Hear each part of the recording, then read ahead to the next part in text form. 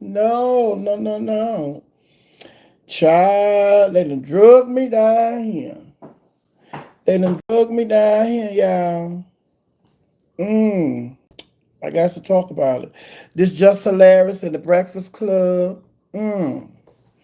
Just Hilarious in the Breakfast Club, honey. Baby, they on the docket. Girl, so let me go on, give me a little piece, honey. They calling for me, honey. They calling for me, so let me go on and answer this call. Baby, you know it's serious, baby. I had to get my note. I had to put some notes down, honey. Girl, it's serious. It's serious what's going on. It's serious. It's serious. Yes, I know a thing or two about this radio stuff, honey. I've been at several radio stations, so and everybody's not gonna agree with my take on things. Hey Bree, hey Kay, hey Aaliyah, what's going on? Yes, I already know everybody's not gonna agree with my take on things, honey, but I'm just giving you my perspective from inside the radio station since I've worked at 4 different radio stations. And let me start off by saying this whole thing that's going on with Just Hilarious and the Breakfast Club.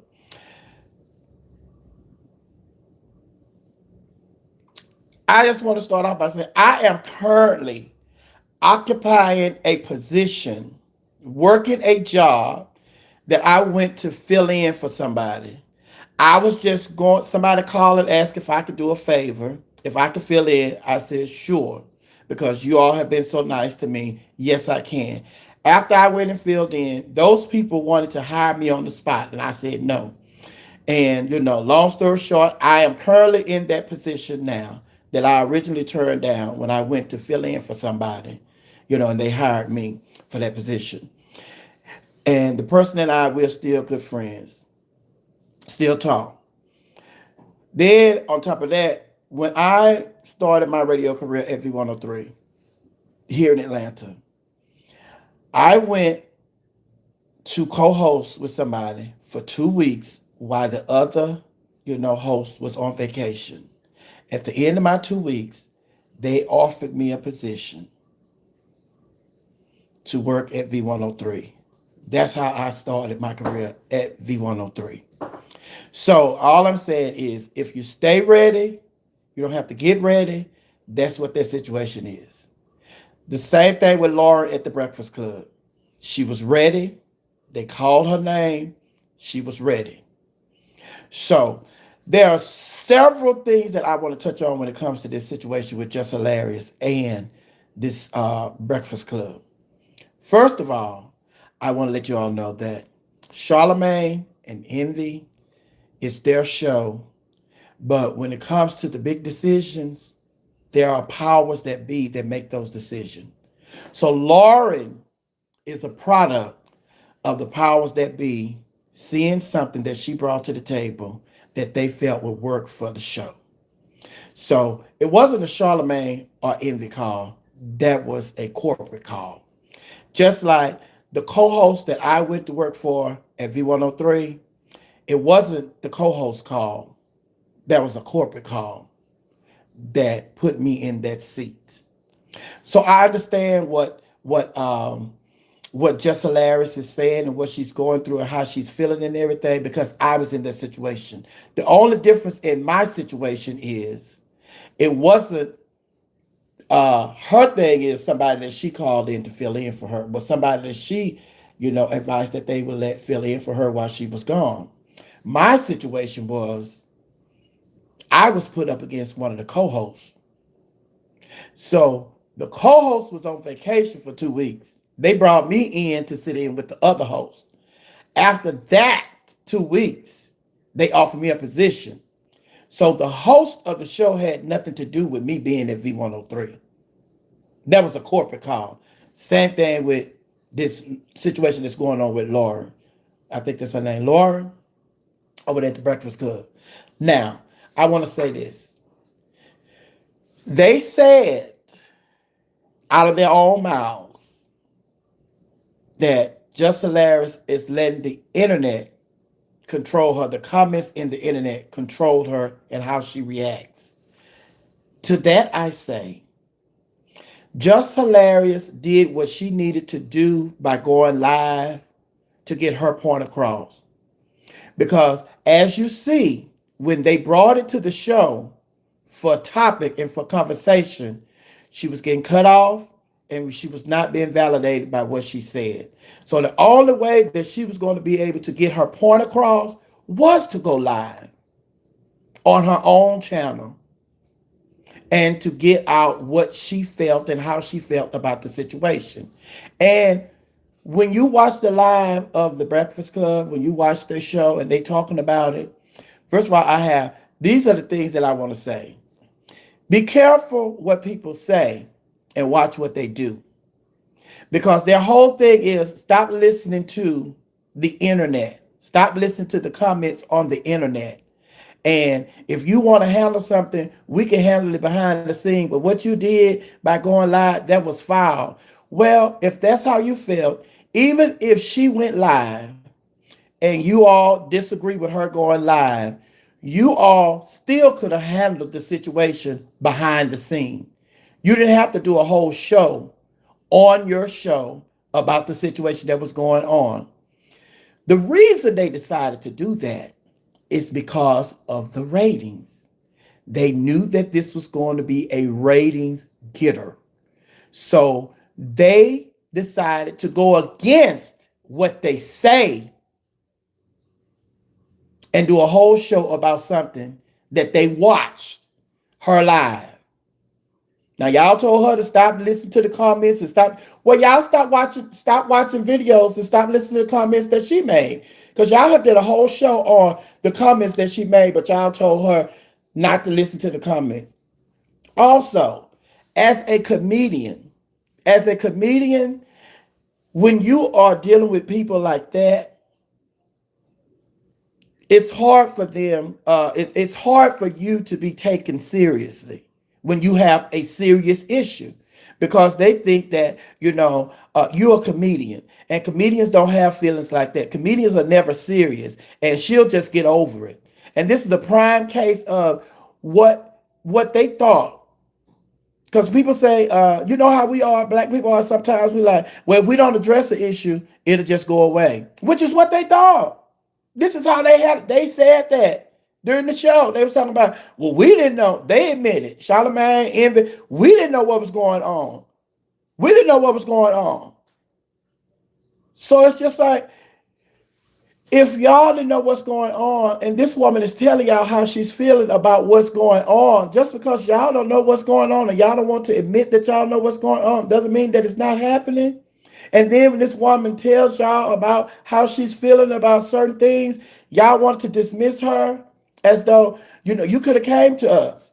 And trust and believe, I've been in situations where, people like DJ Envy and Charlamagne the God, when you try to schedule a meeting to discuss situations that you have with people like that, they are so busy that you can't schedule a meeting after the show. Oh, I gotta go and do this endorsement. Oh, I gotta go and I'm doing this high school. Oh, I'm going to I got the meeting. Oh, I got a meeting about a show I'm doing. Oh, I gotta go and meet with my publisher about a book. Oh, I gotta meet. It's always something.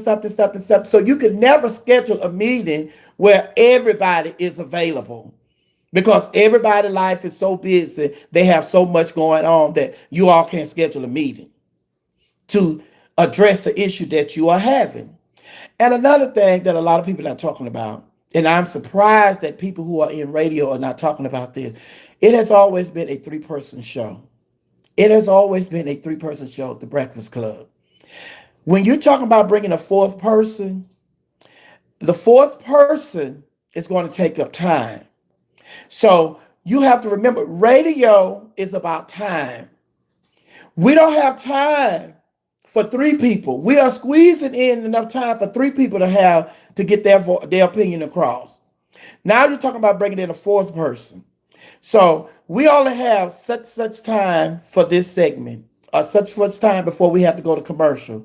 So then it's just like, now we have to distribute the conversations to four people, which is going to be more trying. because now you have, as opposed to three people talking, you have four people talking. And then it's just like radio is about time. It's time management. I don't care how much you want to talk. It's only a certain amount of time that you have to talk before we have to go to commercial. So when she's talking about when they're talking about adding a fourth person, it's like cool, but now y'all know we cutting into all of our time. We cutting into our time to talk because we have to distribute the time amongst four people as opposed to three. So it's just like a lot. When I watched and listened to the show, it was just like to all I need for DJ Envy and for Charlamagne the God to say to Just Hilarious. Uh, I understand what you're saying. I hadn't thought about it that way. I don't agree with the way that you handled the situation, but I do apologize for my actions in this situation and for how you're feeling. That's all you have to do is apologize. Apologize because her feelings were valid. But you all were so busy trying to get your point across and trying to make it look like y'all not the bad people, that she's the bad person, that you all couldn't find yourself apologizing to her. Because what she said is valid. And it happens not just to Just Hilarious, it happens to everybody in radio. But it was so much. I had wrote that, like I said, let's say don't listen to the comments. Don't listen to what people saying on the internet. But y'all done took a whole internet. She did a video on the internet and y'all done did a whole show about it. Why? Because it made y'all look a certain way and y'all wanted to come and let the public know that the persons that she described you all to be is not who you all are. So y'all had to get on y'all platform and let people know, oh no, that's not true. That's not true. But it's like to a person like me that's been in radio, and when I'm listening to the dialogue that's going on between you two or you three or you four, then I see exactly why she did what she did and the way she did it. Because there is no getting through to people like you. You all are,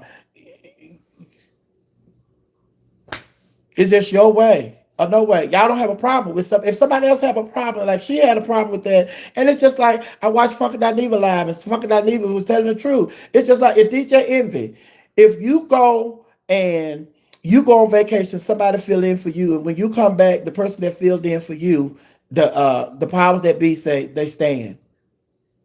You not gonna just sit there and not say nothing.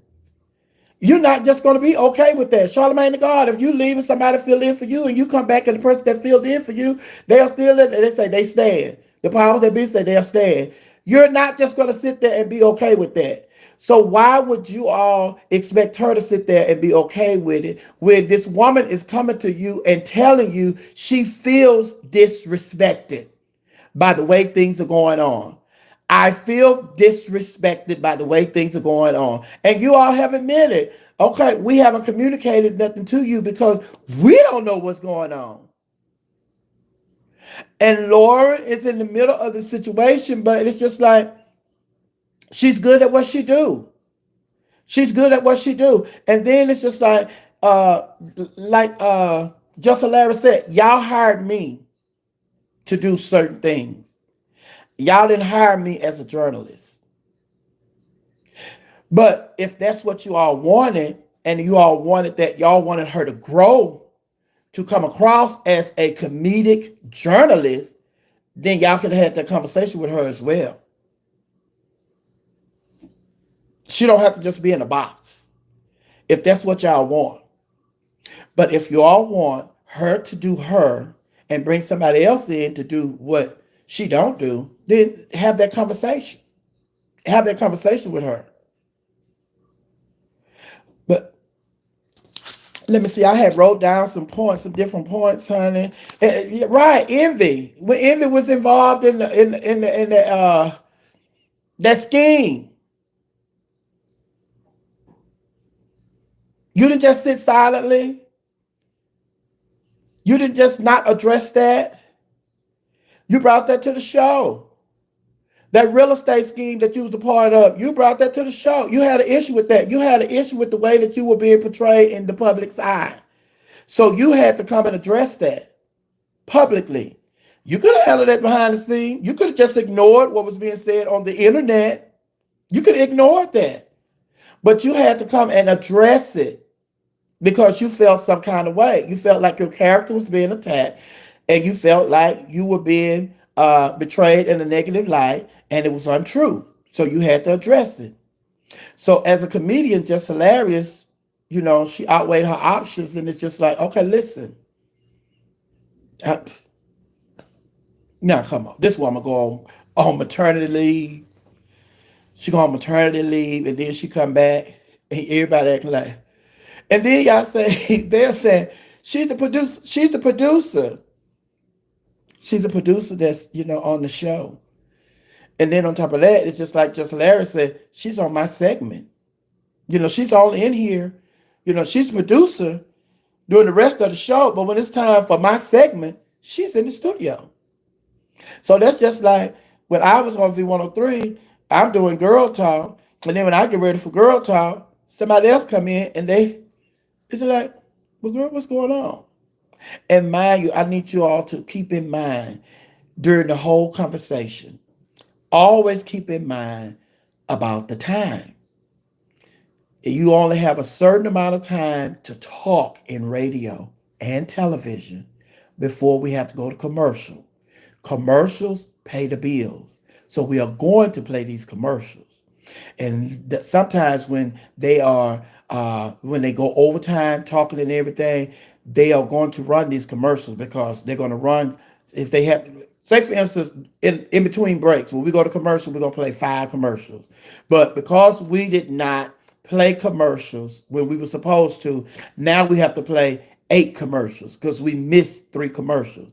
We have to play these commercials because that's money. And some companies, they pay people to listen to when their commercial is supposed to be played. And if they don't hear their commercial when it's supposed to be played, you're getting a call and sometimes you have to refund the money. So radio is about money and it's about time. So yes, you all know that although they are talking about, 2 people, 3 people and all that, that's why it's so hard to have like a 4-person show when it comes to radio, because people know that in radio, it's all about the time. So when you're talking about adding another person in here time-wise, then that is going to take time for that person to talk. And we don't have that much time. We only have so much time in between commercials. And then on top of that, when you talk about bringing somebody in on my segment, this is my segment. She filled in for me. I thank you. But now it's just like, okay, I'm back. We're going back to the regular scheduling program. And if things have changed, then let me know. But when y'all don't say nothing, y'all just, this child is still up in here. Y'all don't say nothing. Y'all just acting like nobody's addressing the elephant in the room. And it's just like, y'all talking about she could have came to y'all. She was at work. She was at work. Y'all should have came to her. Y'all had opportunity to go, hey, we need to talk to you. Hey, we need to sit down and we need to talk. But nobody decided to have a conversation or have a meeting about the situation. And then y'all just thought, if we don't address it, maybe she don't notice. How she's not going to notice a whole person sitting up in the room during her segment?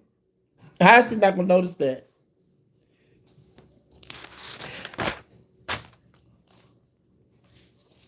But the main thing I want to say is just y'all talk about y'all don't address the problem. Then y'all admit it. Y'all admit it.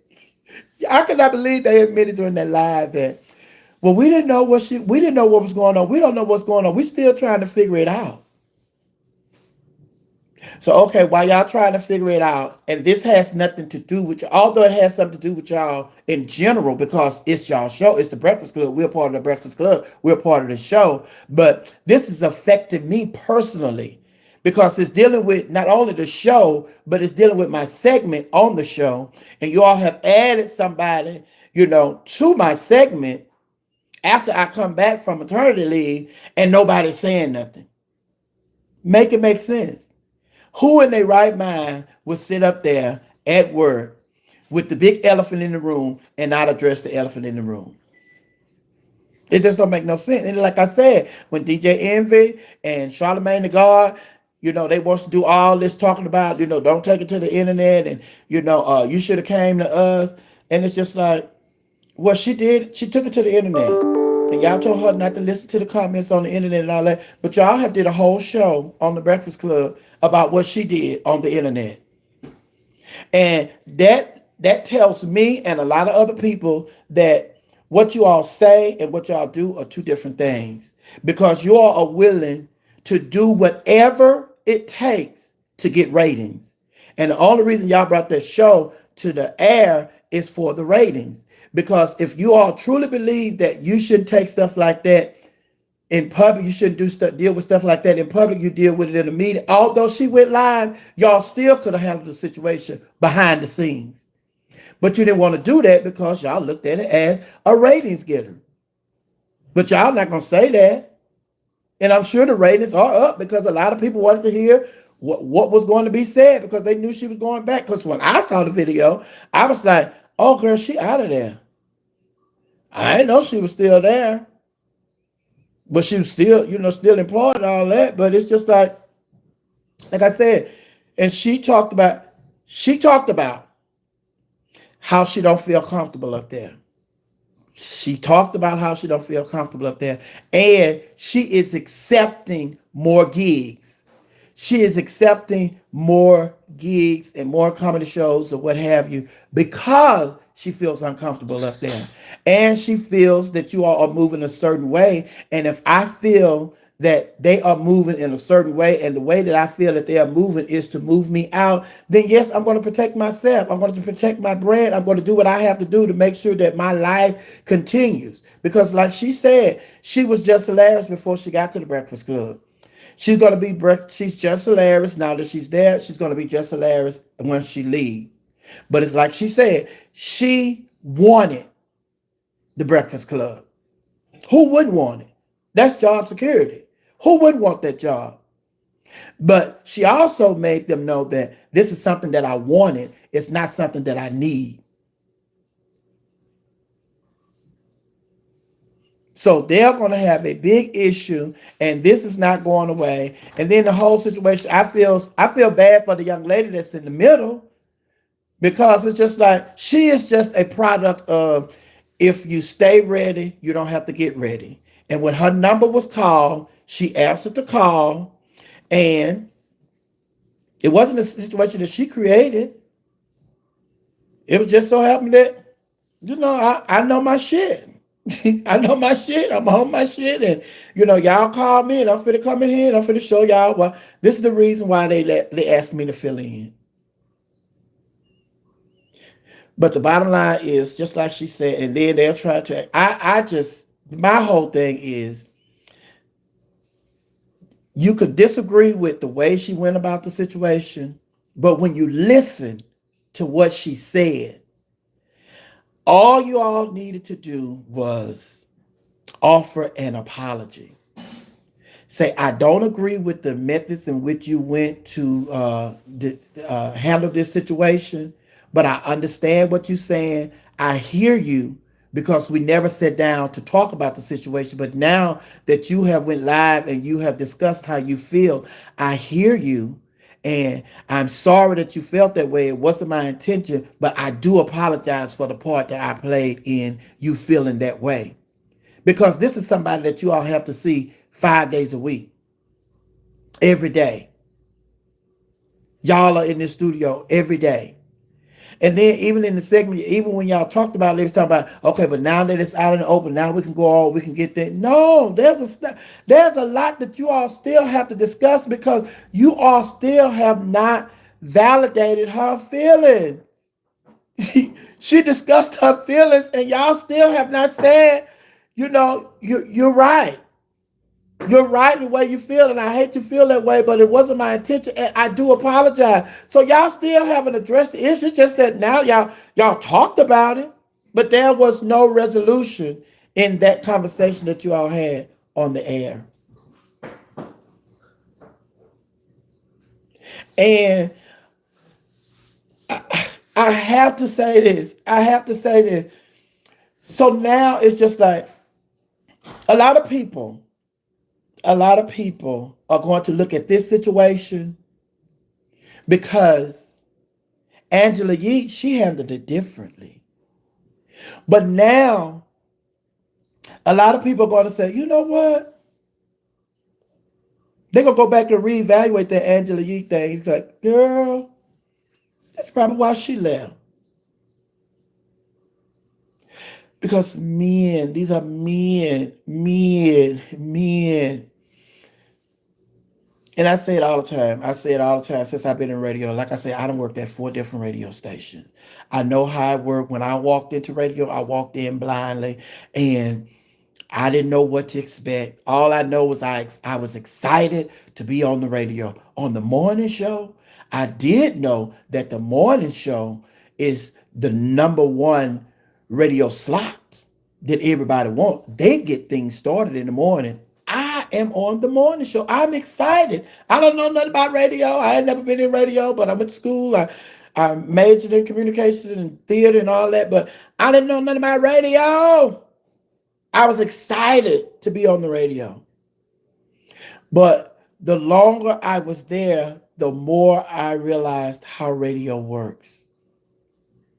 And radio, I tell everybody, radio is connected to everything. Whatever you want to do in life, radio is connected to. If you want to be a journalist, if you want to be a chemist, if you want to be a singer, you want to be an actor, you want to be a doctor, you want to be a lawyer, you want to be a judge, radio has access to whatever it is in life that you want.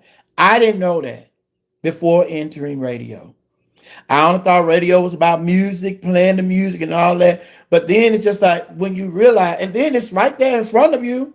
It's right in front of you. When you listen to radio show, they have politicians on, they have doctors on, they have experts, and they have whatever. They bring those people on radio. So if they're bringing these people on the radio, they have a Rolodex. They have a Rolodex to whatever you need. Have whatever you need or wherever you're trying to go in life. You want to get in this university? Oh, they know somebody at the university. They can get in contact with the chancellor or the president of the university. They can do it. So it's whatever you need. Radio is connected to everything. But it's a beast, just like every other job. And like my first time when I left radio the first time, it was just like, they do play in your face. They do play in your face. Because my first time, it was like, that's when we was in the recession. The stock market was crashing and all that. We was in the recession. My co-host, went contract renewal, it raised, gone, da, da, da. My contract renewal, we're in a recession. We're in the same recession. But baby, and I say radio because I'm speaking about radio, but whatever job, you work at McDonald's, you work at Popeyes, you work at Neiman Marcus, you work at Bergdorf Goodman, wherever you work, one thing that I have learned, and no matter where you work, what position you're in, no matter how people say we are McDonald's, the employees at McDonald's, we are a big happy family. We are family. When we at Neiman Marcus, we are family. All the employees, we are family. When we at V103, we are family. What you have to learn, if you don't know it already, what you have to learn as an individual, no matter what job you're on, know that you are an employee. You are an employee and nothing more. Regardless of what they say, we are the V103 family. We are the BET family. We are the HBO family. We are the McDonald's family. We are the Popeye. You are at work. You are at work. And you are an employee. So if you have that mindset going to work, when the time comes for you to depart from that job, it won't be so hurtful. Because you felt like your family was going to look out for you the way families do. But at that moment, you realize, they were just saying we are family. But their actions showed me we were other. just Larry saying, they were saying, but nobody came to my rescue. Then the whole situation, the whole situation with Corey Holcomb, it's just like he did a whole video and then they talk about the relationship that they had. And Envy brought that up. DJ Envy brought that up. You and Corey, y'all been beefing for 11 years. Yeah, but they don't have nothing to do with what we talking about. Corey Holcomb don't have nothing to do with this person that's sitting in on my segment that you sitting in here with and Charlamagne sitting in here with and all the powers that be is sitting here with another person that filled in for me, but now I'm back and this person is still here. Corey Holcomb don't have nothing to do with this situation. So we can talk about that later. Table that topic. We'll talk about that later. But right now, let's deal with the elephant in the room that you all have been avoiding for all these many days. Let's deal with that. It's easy to change the subject, but we're not doing that today. Just not doing it. And I always say that people in radio, I'm speaking of radio, stepping in radio. People in radio, I feel that when a person has been there as long as a DJ Envy and a Charlamagne the God, or anybody that been in radio for years and years and years and years and years, they are professional liars. Y'all think politicians are professional liars. They are professional liars. And the reason I say that is because they endorse products. And when they endorse products, they get paid to endorse those products. A lot of times they don't even use those products. But they endorse those products to get the check. So if you are endorsing a product and you're not using that product, you're only selling this product to try to get me to buy it, you're lying. And I think sometimes they have been in the game of lying for so long, till sometimes it's really hard for them to figure out what's the lie, what's a lie, and what's the truth. Because you have built a career, part of that career is built on lying. And then it's hard for you to get into situations like you're in with Just Hilarious and hear the truth. They don't want to hear the truth. Just don't want to hear. What else I wrote down? Yes, honey. And then they want to throw everything off by she's a comedian. She's a comedian. And comedians have feelings. Comedians, they have, they take their business serious. So don't just say because somebody's a comedian, honey, that if they have a serious situation that is not valid. We need to discuss this. But I think that's it. But the main thing I wanted to point out is that nobody has been talking about, especially the people in radio, is when it comes to time. We're not talking about bodies. Y'all talk about the number of people. And that's why most morning shows only have 2 or 3 people on it. Because you only have so much time to talk when you're before you go to commercial. You only have so much time to talk. That's the main point that I want to bring out in this live that nobody has been talking about. It is more than just adding a fourth person to the show. It's about distributing time between 4 people. It's a stretch to do it with 3. And best radio is live radio. But when you get to doing stuff like adding a 4th person, and sometimes when you have 3 people on the radio, that's why you get a lot of, they do a lot of recording. Yeah, it's a lot of production. It's recorded segments, because they don't want to go over time. So when you hear anybody talk about the situation and say, one thing we're leaving out of this conversation is the time factor. And radio is all about time. And like I say, time, you only have a certain amount of time to talk before we have to go to commercials. And then on radio, segments, once the segment is over, unless it's a 2-part segment where we're going to take a commercial, we're coming back. Once the segment is over, it's over. We're going on to the next thing. So it's just like we have different things set up for the time.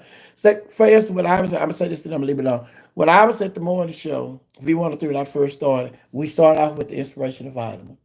And then we had, some talk about such, what's going on in Atlanta. Then Girl Talk, my segment, entertainment.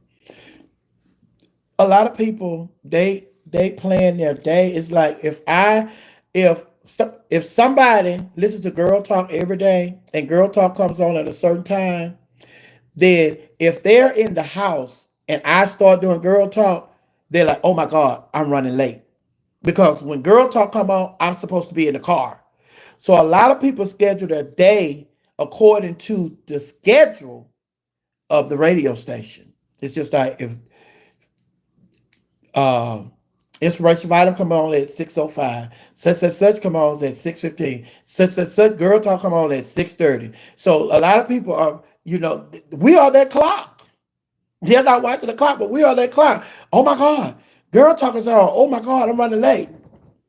So time, it's all about time. And then when you talk about people, it's all about, it's more than just talking about people adding another person. It's about time. So we do any questions because I haven't been looking at this comments and stuff. Any more questions? Any questions? Because I'm sure y'all probably been asking questions. I couldn't talk and look at the question. I miss y'all too. I miss y'all too, but there was just so much going on with this. And then some other stuff that I want to talk about too, but I'm gonna talk about that since I'm all here, since I'm here and talking. I said I may as well just get it all out. Get it all out. And I watched the video of Teyana Taylor. Teyana Taylor the other day. I watched that video. She went live. Another female went live. She talked about the divorce and everything. She said, I used to see there. I used to run to the car so I didn't miss Girl Talk. You were the reason my kids got to school on time. Remember when you were selling houses for big, huh? I remember that. Who was that for somebody else? Aaliyah. Hey, CC. Yeah, she was talking about, and then it's just like, I just listened to her, and it's just like, you listen to that video, and it's just like, that one, again, it's just like, see, addressing stuff. It's just like, that woman got all these reports. Just remember all these reports that came out, child. They talk about why did I leave the radio station? Money. And the second time I left, it wasn't me, honey. It was just that they decided to go in another direction. That's what they said, the standard answer that they gave everybody else. First time was money. And I'm still on radio. You can catch me on We Are You Radio, WERU radio.com. Download the app, it's free. And I'm on from 10 a.m. to 2 p.m. now. My slot changed. I'm 10 a.m. to 2. But we're having some technical issues with the radio station, so I won't be back till like next month. hmm Comedian went on the Breakfast Club and made that joke to DJ Envy. Apparently, him and Big Pun were, okay. Talk about that, yeah. Hey, Challenge.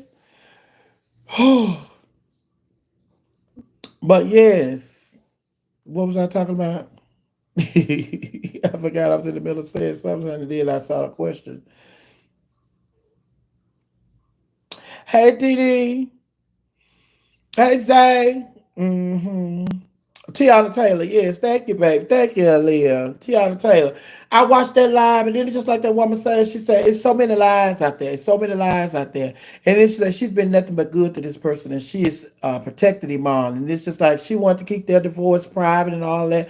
He was the one filed these different motions, what made everything public record and all that stuff. She was trying to protect herself, him, and their children. And it's just like everything that she said, you could tell that this woman, she's standing up here talking to us with no script, letting us know the truth with no script, telling us what's going on. And it's just like every time I have a project come out, Every time I'm getting ready, a movie finna come out that I'm a part of, then it's another lie that's is being, leaked to the public.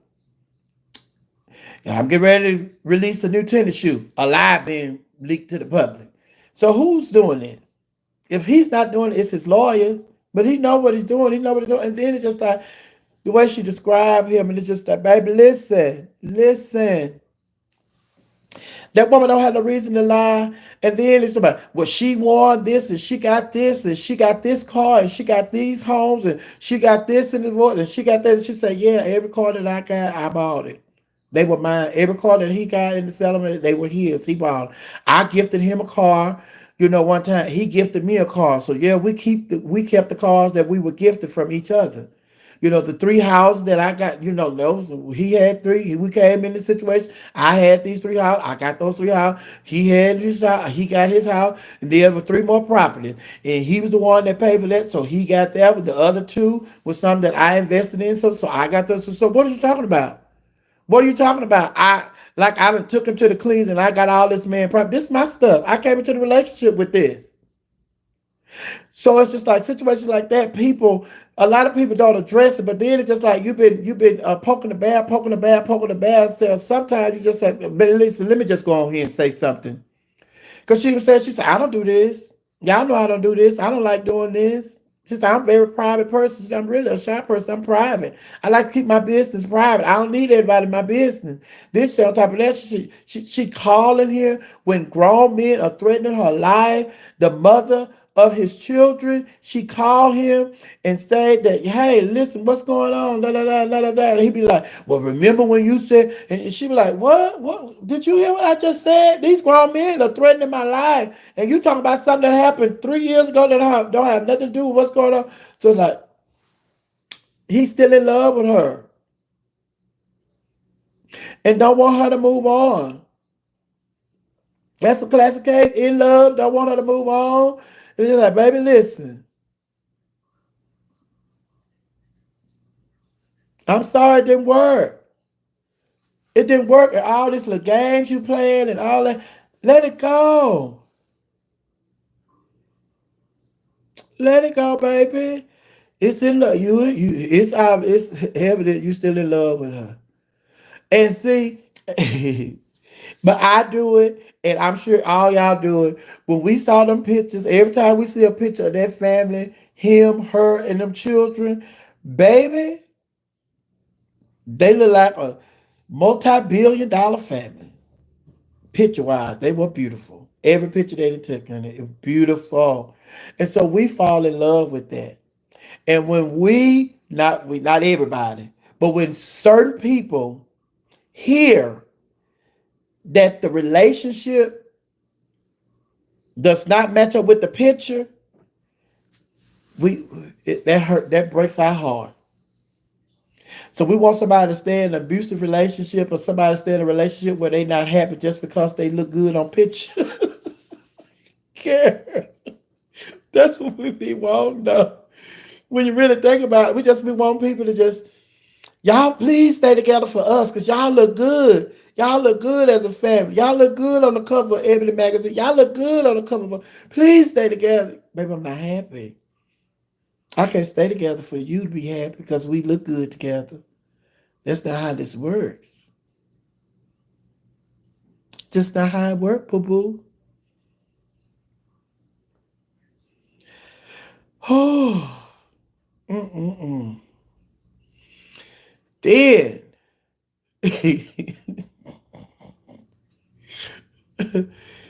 all right, I need everybody to send me $1,000. Send me $1,000. I ain't been on here in a minute. I need to see if the money app still work. But listen, God rest Angie Stone's soul. God rest her soul. But the reason I laugh is because y'all girl Monique, y'all girl Monique, she done struck again.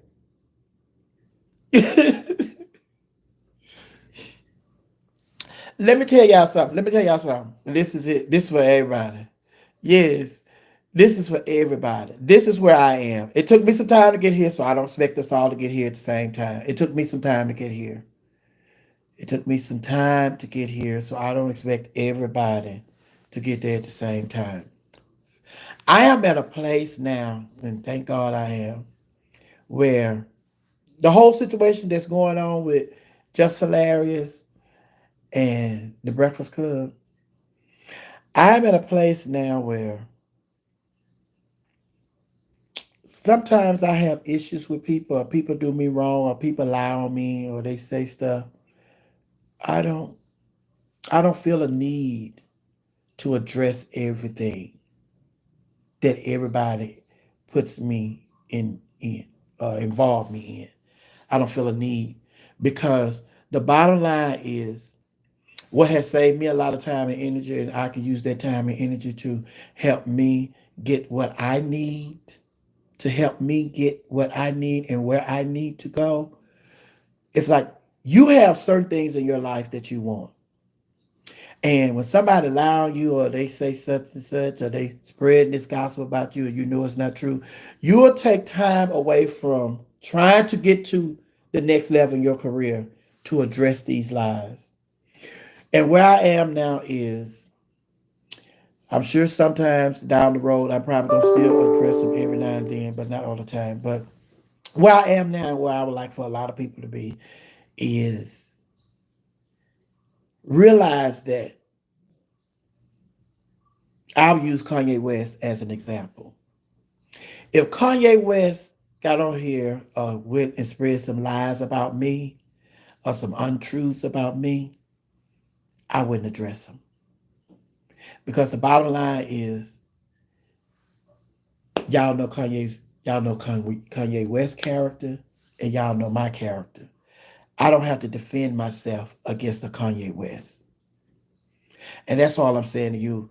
You don't have to defend yourself and your character against certain people because the people that know you and know them, they already know, girl, anybody listen to that. This came from such child. We already know what she about. So don't waste time. Don't waste time trying to defend your character. Because the bottom line is eventually the people that don't know, the people that don't know that person, the people that don't know Kanye West is cuckoo, the people that don't know, then they'll be like, oh my God. But people who know, it's easy for them to just like, child, that was Kanye West. Child about it.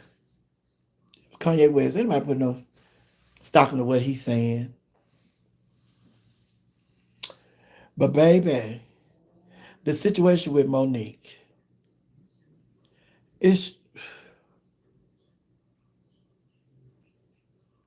but see, then with Monique, this is my defense mechanism when I laugh, because I know a lot of people support her.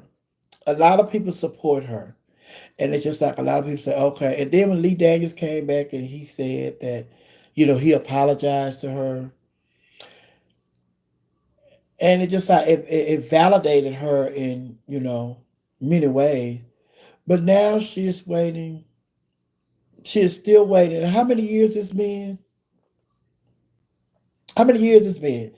And you are still waiting for an apology from Oprah and Tyler. And you're still waiting for a check from Tyler and Oprah. Meanwhile, Oprah and Tyler are still doing them. But we see less and less of Monique. Because Monique is not focused on her career. She's focused on a situation that she felt hurt by. And a lot of her time is being focused in that, which is what I'm telling you all. Don't get to a place where you will allow something that happened to you to keep you from progressing, to get to the next level in your career and what you want. And it's just like if you say that they caused you work, create work. Go do your stuff. Do you? You were just hilarious said, I was just hilarious before the Breakfast Club. Monique, you were comedian Monique before Precious. You you had a TV show. Tyler Perry do TV shows and movies. Oprah do, internet. All the access that they have, you have it. Create your own. Just go create your own. Create your own specials.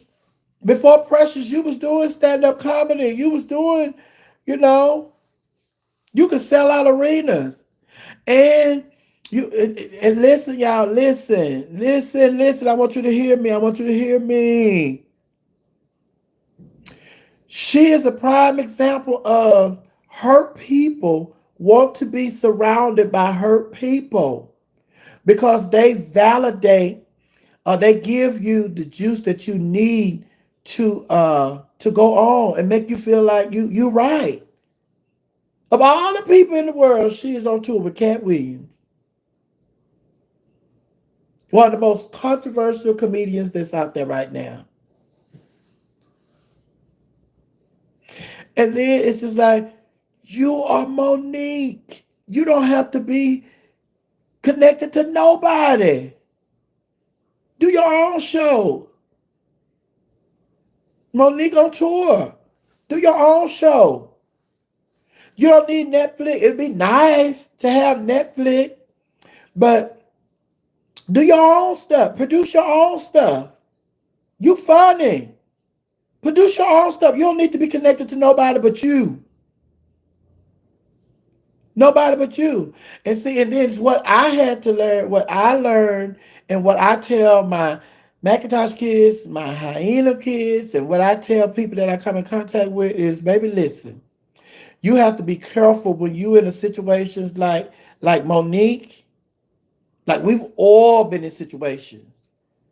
But when you're in a situation like that, you have to be careful how you move. Because somebody, if you focus on Netflix and they want to offer me this and they want to offer me that, and then they gave Amy this and they offered her that and they give these men this and they get all that. Netflix probably not for you. But what you're doing when you go after Netflix is HBO probably wanted to hire you to do a special. But because of the way that you acting with Netflix, HBO don't want to touch you. So all I'm saying is you have to be careful, or we have to be careful when we're in situations like that because it would damage a relationship in the future. And who knows what tomorrow holds. You don't know who's looking at you right now, or who want to work with you, or who's dying to work with you, or who would love to work with you. But because you're stuck in this situation, every time girl, well, we would call her, but she back on this again. We want to work with her, but she back on this again. She back on this again. And then it's just like you, and Oprah told you. Oprah told you. Oprah told all of us one day, and when she was doing the Oprah Winfrey show, honey, she told us all this. She was so upset at this woman. She was so mad. She didn't speak to the woman and blah blah blah. And just upset somebody that worked at her show. Worked. She said, and baby, I'm so mad at her. She said, then it was years later. I'm still mad at this lady. She said, I've been mad at this lady for so long. I have forgot the reason I was mad at her. I don't even know what the situation was. That's just how long it's been since, we fell out. I got mad at this woman. She said, years later, I was sitting around here holding this in my body, mad at this woman.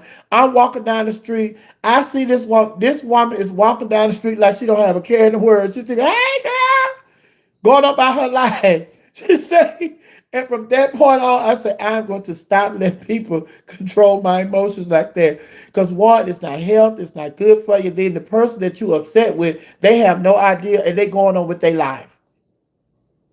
Going on with their life, girl. Could care less. And don't know. I didn't know it was a problem. You had a problem? Oh, I didn't know.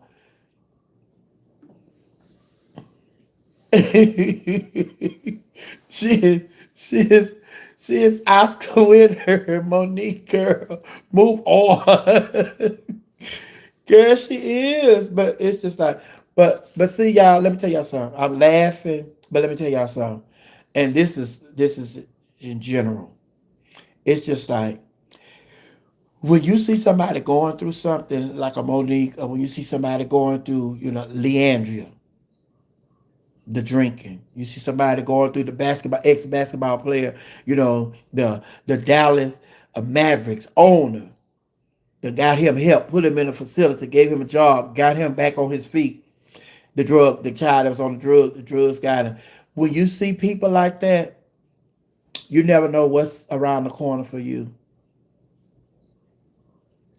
I thank God. Thank God it's not me. Thank God it's not me. That's all I can say is thank God it's not me, and pray for that person. Because, like I said, you never know what's around the corner from you. And even if it's not you, it could be somebody connected to you in your family.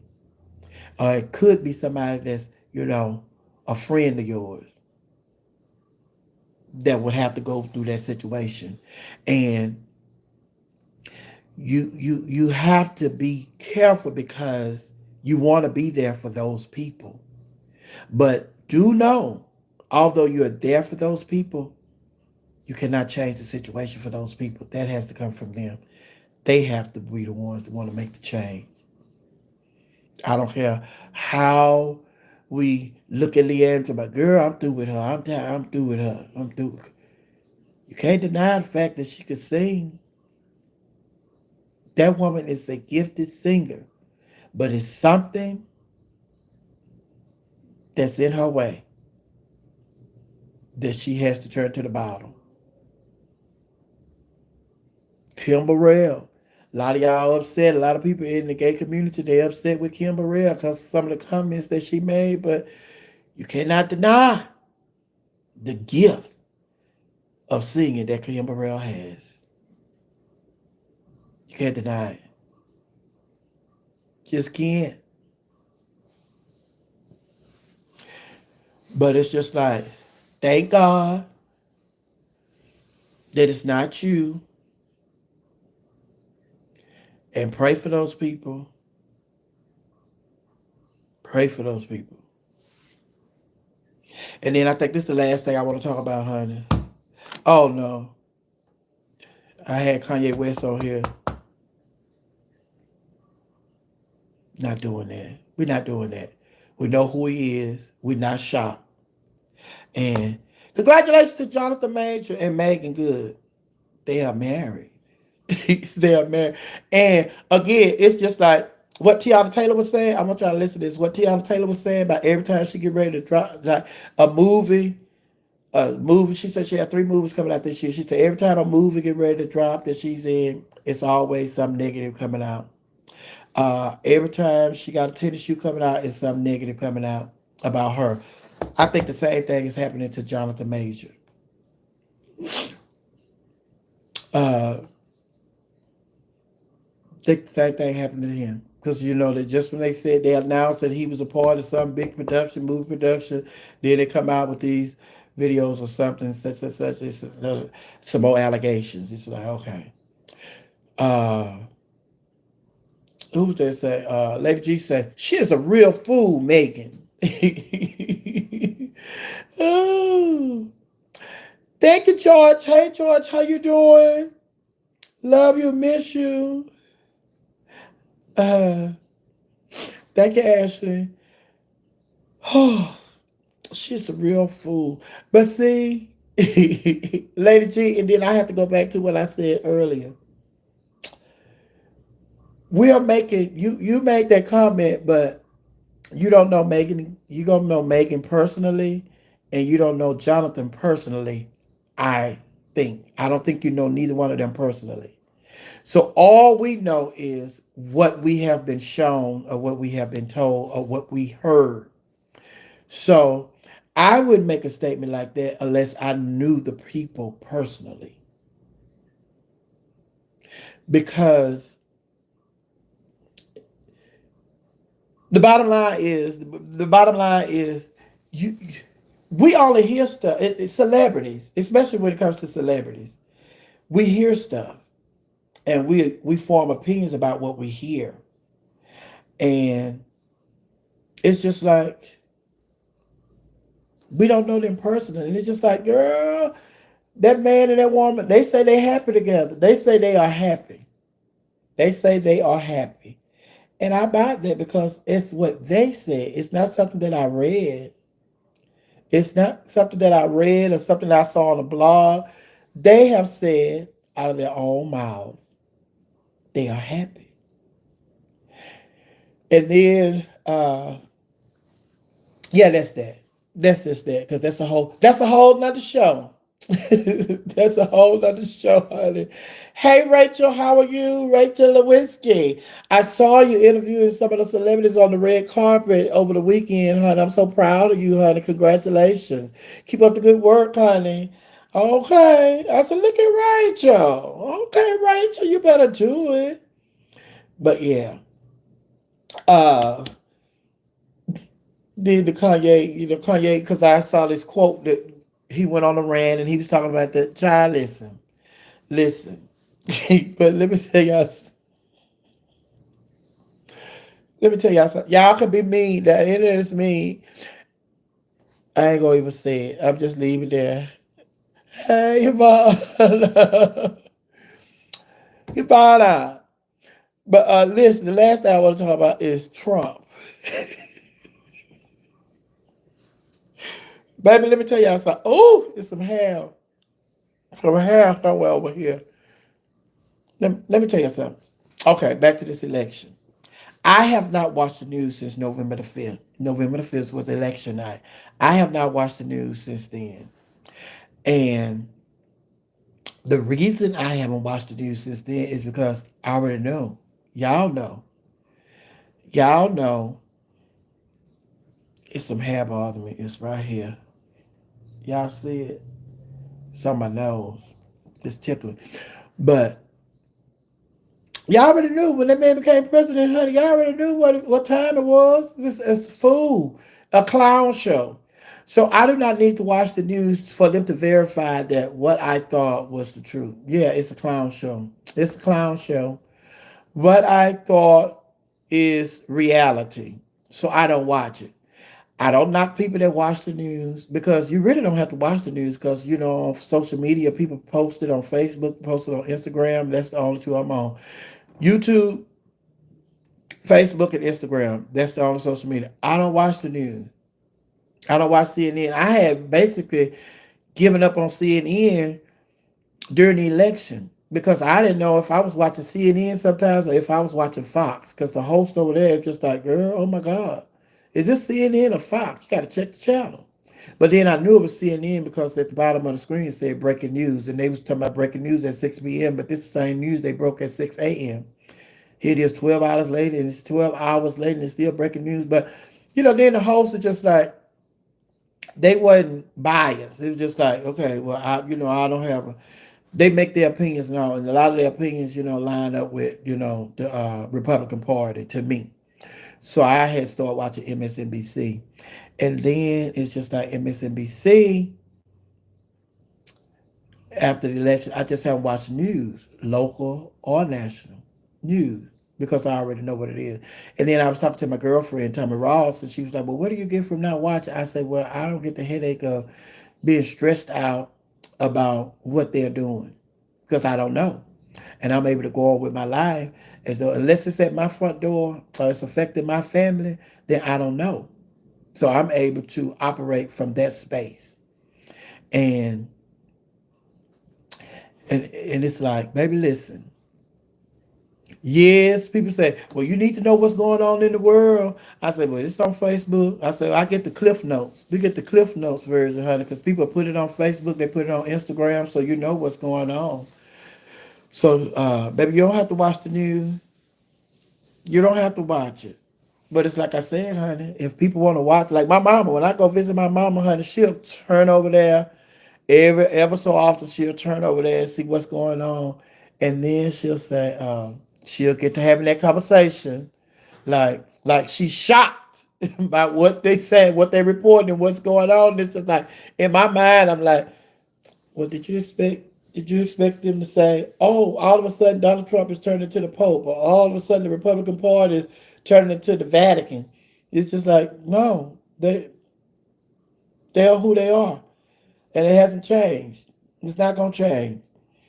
But I just sit there. I don't say nothing. I just go on, honey. It's just like, okay.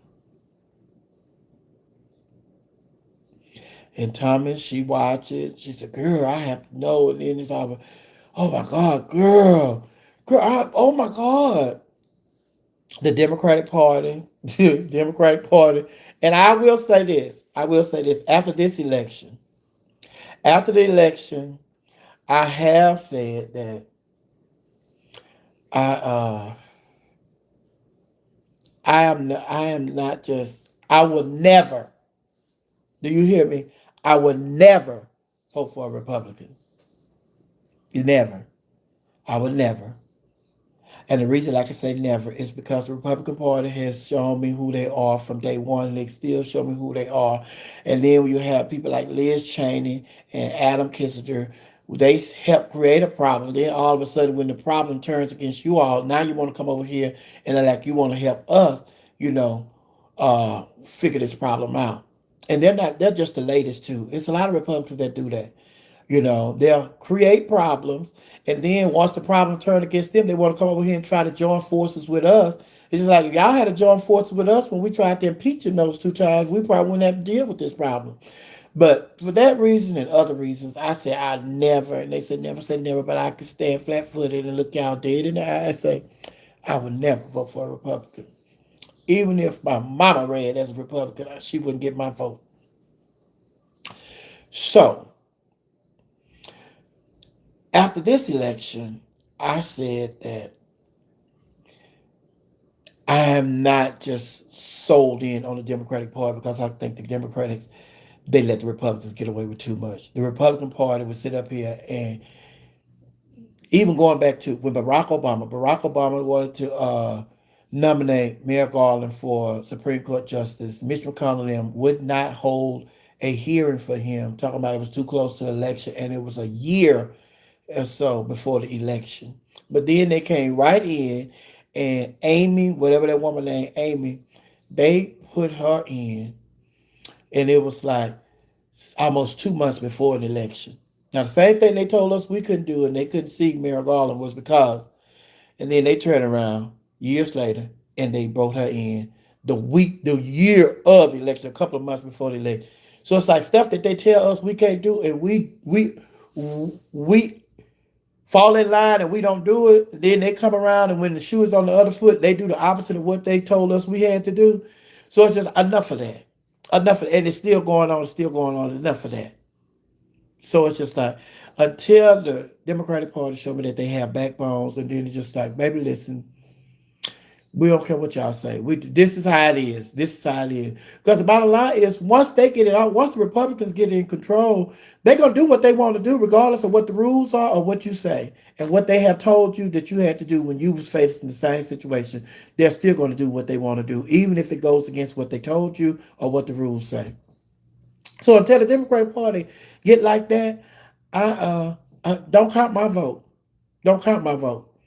And I would never say that I'm never going to vote. I'm going to always vote.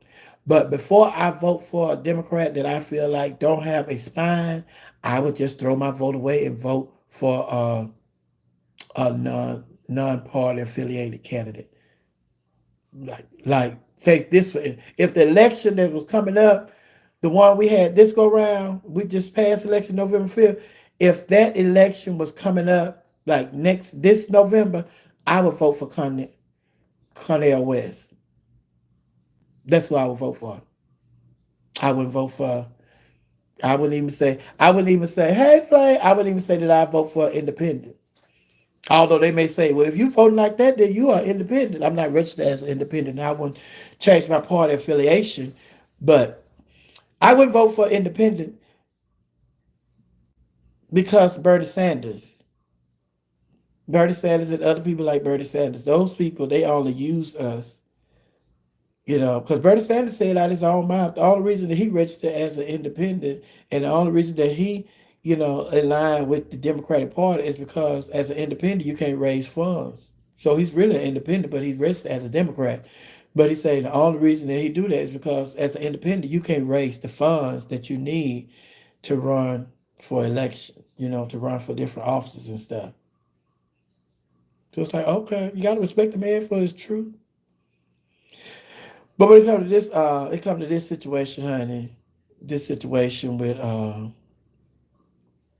with these elections is the whole lot. It's a whole lot that I'm upset with this last election.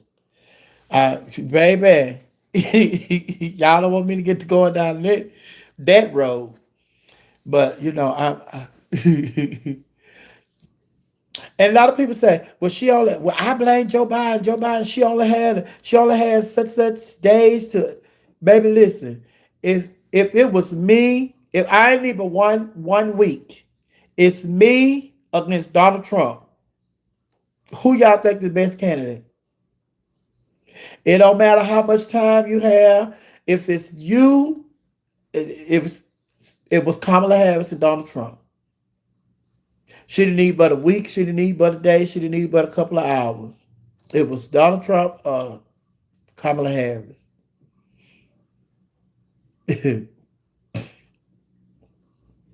So I don't need to hear all that.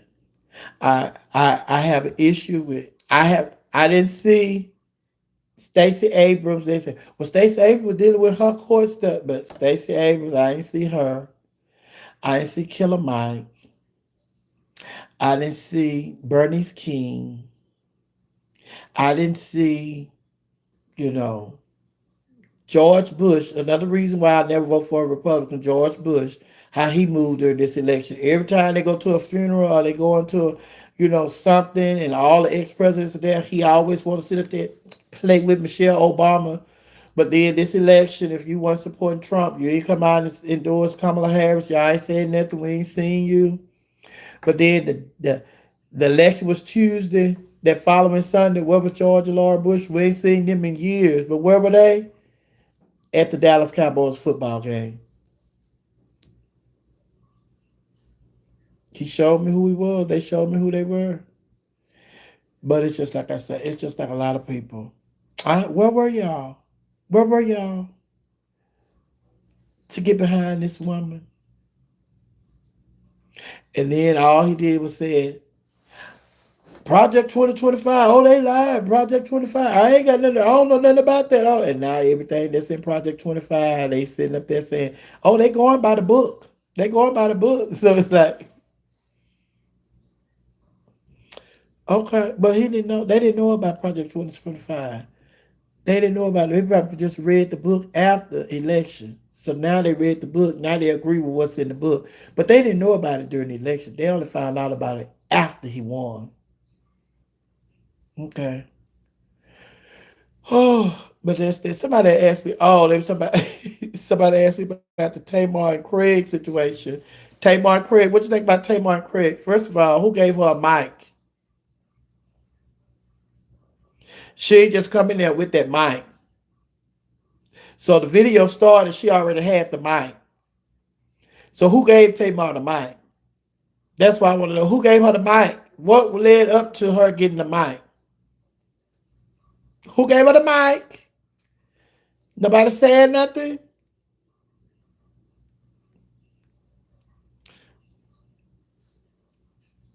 Okay. Because the video started, she was already talking. I need to know what happened before the video that we saw. What led up to that. But, from what I saw, Craig's feelings were hurt. For what I saw, Tamar feelings are hurt when Craig says things about her. And then there go my defensive mechanism laugh again. Craig, let me tell you, as the gay, as the gay, baby. I don't know. I think I saw on Facebook yesterday. Craig said that they had been on work and he finna come out. And he finna talk about it and say such. uh, He said they was doing no breaking. They was gonna be talking about. I don't know. I haven't watched it. If they did fag talk, but let me say something. Craig's feelings were hurt, and like I said, Tamar's feelings are hurt because it's just like she's a celebrity. We human. No matter where you are, no matter who you are, your feelings get hurt. You're a human being. People are celebrities. People are basketball stars. People are, Beyonce is an icon musically and all that. But they are human beings. LeBron James is a human being. They have human feelings. Their feelings get hurt. And a lot of times when people are celebrities, we think that we can just say and do just like I was telling what you call about him earlier. It's like she talking about Megan is she a fool. It's like you don't know her personally. And it's just like, people don't know. You don't know these people. And the bottom line is, like, prime example, I was somewhere this past Saturday. And a person came in and they spoke to me, but I was around other people. Hey, Miss Sophia, how you doing? I said, I'm fine. I said, you don't see these other people? I said, you don't see these other people? So then he said, oh, hey, how y'all doing? No, no, no. So it's just like people are human beings. And no matter what position in life these people have, no matter what their profession is, people are human beings. And they have feelings. And I don't care how much money Beyonce has. I don't care how much money, Bill Gates has. Those people's feelings get hurt just like anybody else's feelings. Kanye West made statements about Beyonce children. That hurt Beyonce. I don't have to know her or to know Jay-Z personally to know that hurt them. For you to go and make a statement like that, it hurt them. But are they bothered by it? No. Because like I said earlier, it's Kanye West. We expect that. They expect that from Kanye West. But the bottom line is it still hurt. As a human being, as a parent to the people who are on the other end of that comment, that hurt them. Even if they say it don't, I know it do.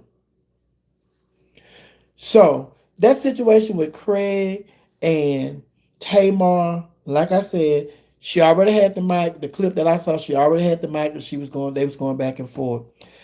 But he was hurt because she was like, I'm trying to figure out what is going on. You say my family, my sister hold me accountable, but you get on your platform, you say the same thing, whatever you want to say, and it's okay. But I'm saying the same thing. When I say that, it's a problem. I'm trying to see what's on. And the only thing is, we doing the same thing. The only thing is, I'm Emmy nominated. So in that spot, it's just like I'm Emmy nominated, and you're not. So as the gay, I say the gay, honey, as the gay, I know he wanted to lay in. But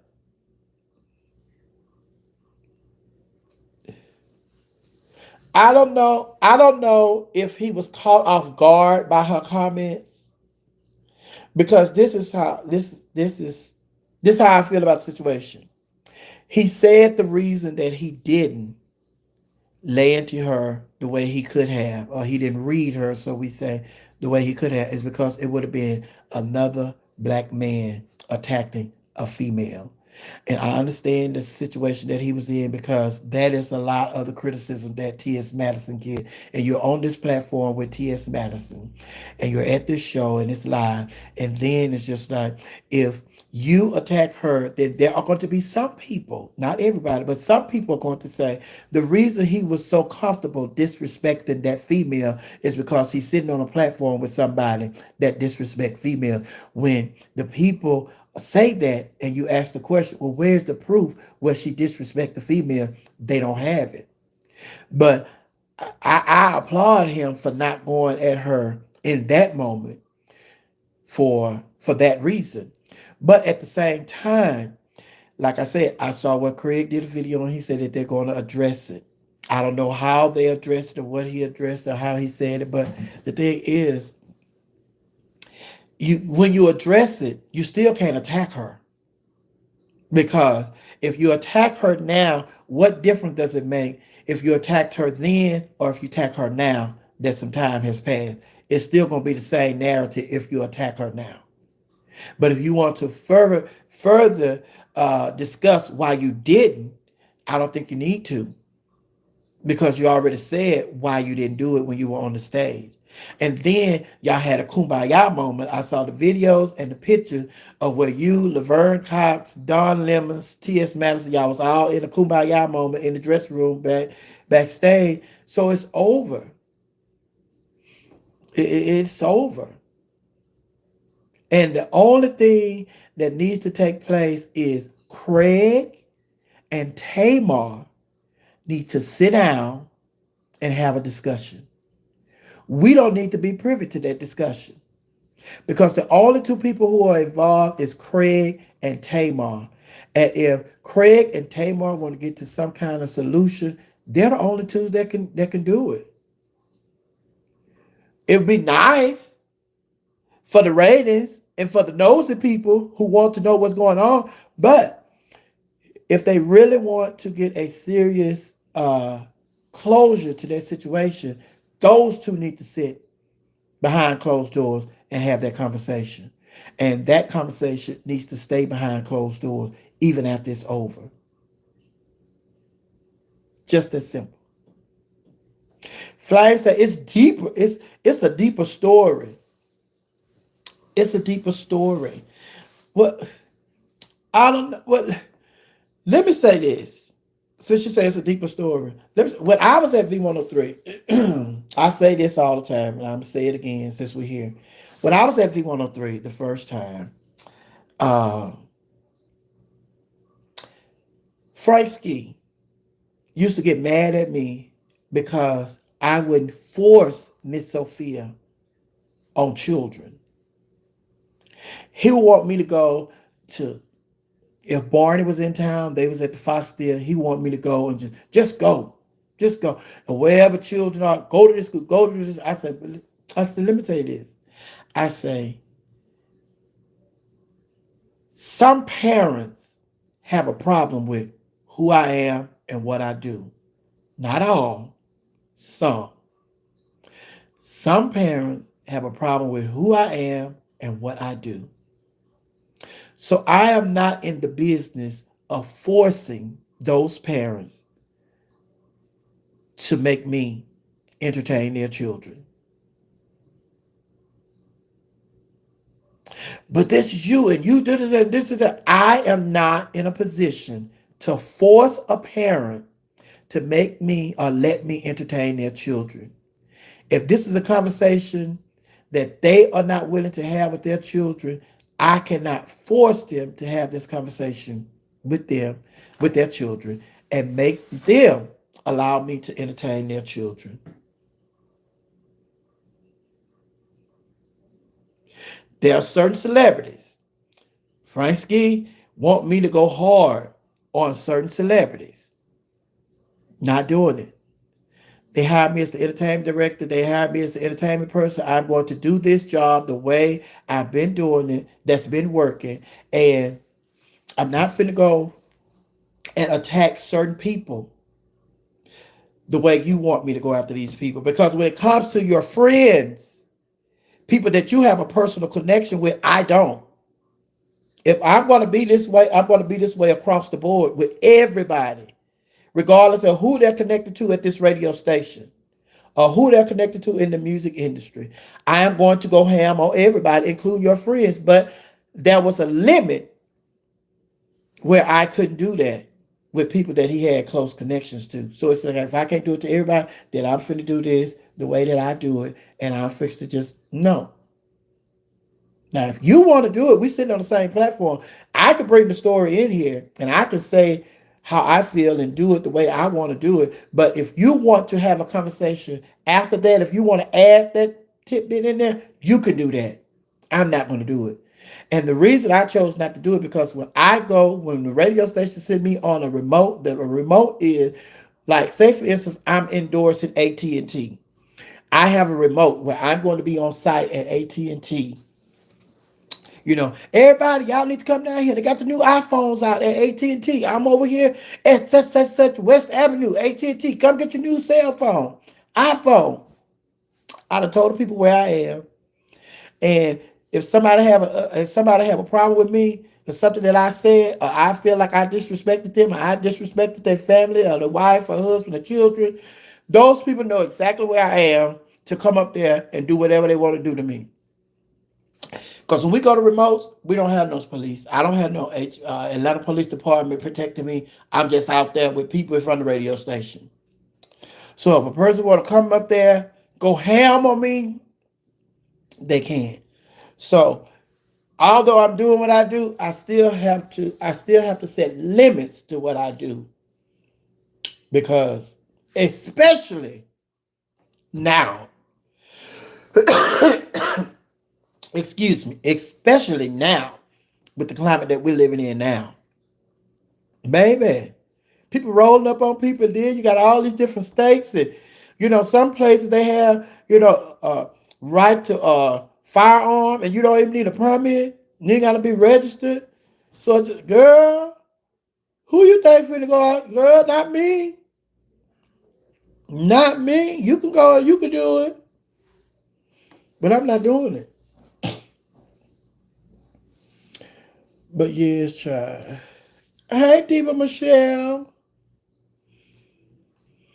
Yes, but then my sister Flame, my sister Flame on here. Girl, girl, my sister had a little break, girl. You had a little break. Thank you. My manager here, they see my manager, they takes care of me. My sister just had well, she was going off on somebody. But baby, Flame, where you? You in California? You in California? What is going on in the Cali? But it's so much going on in the world, baby. Listen, it's so much going on in the world, and especially now, it's just like now you don't have time. You don't have time. I am so serious, and I am so serious. I thank God that I'm in this space now where it's just like, baby, hey, harmonica. Oh, you on tour with Tiffany Haddish? Okay. Girl, what that schedule, hon? I need to see that schedule, child. But, baby, listen. Like I said, it is so much going on in the world, and you need to be, you need to be focused on you, focus on you, focus on you. And focusing on you does not mean that you're selfish. Focus on you and things that bring you joy, things that bring you happiness. Focus on you. Focus on you. Focus on you. And you don't have to, like I said, you don't have to address everybody that say something negative about you. You don't have to address them, honey. You don't have to address them. Especially when you match you put your reputation up against theirs. It's just like, girl, just a waste of time. That is a waste of time. But okay. I miss you too, Michelle. Y'all have any questions? Flame, when is the next date? Where's the y'all have that schedule? Where's that schedule? Even and what we talk about, child.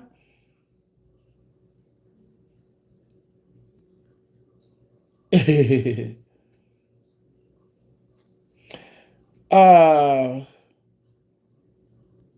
I was going to say something that I was reading Flame's comment.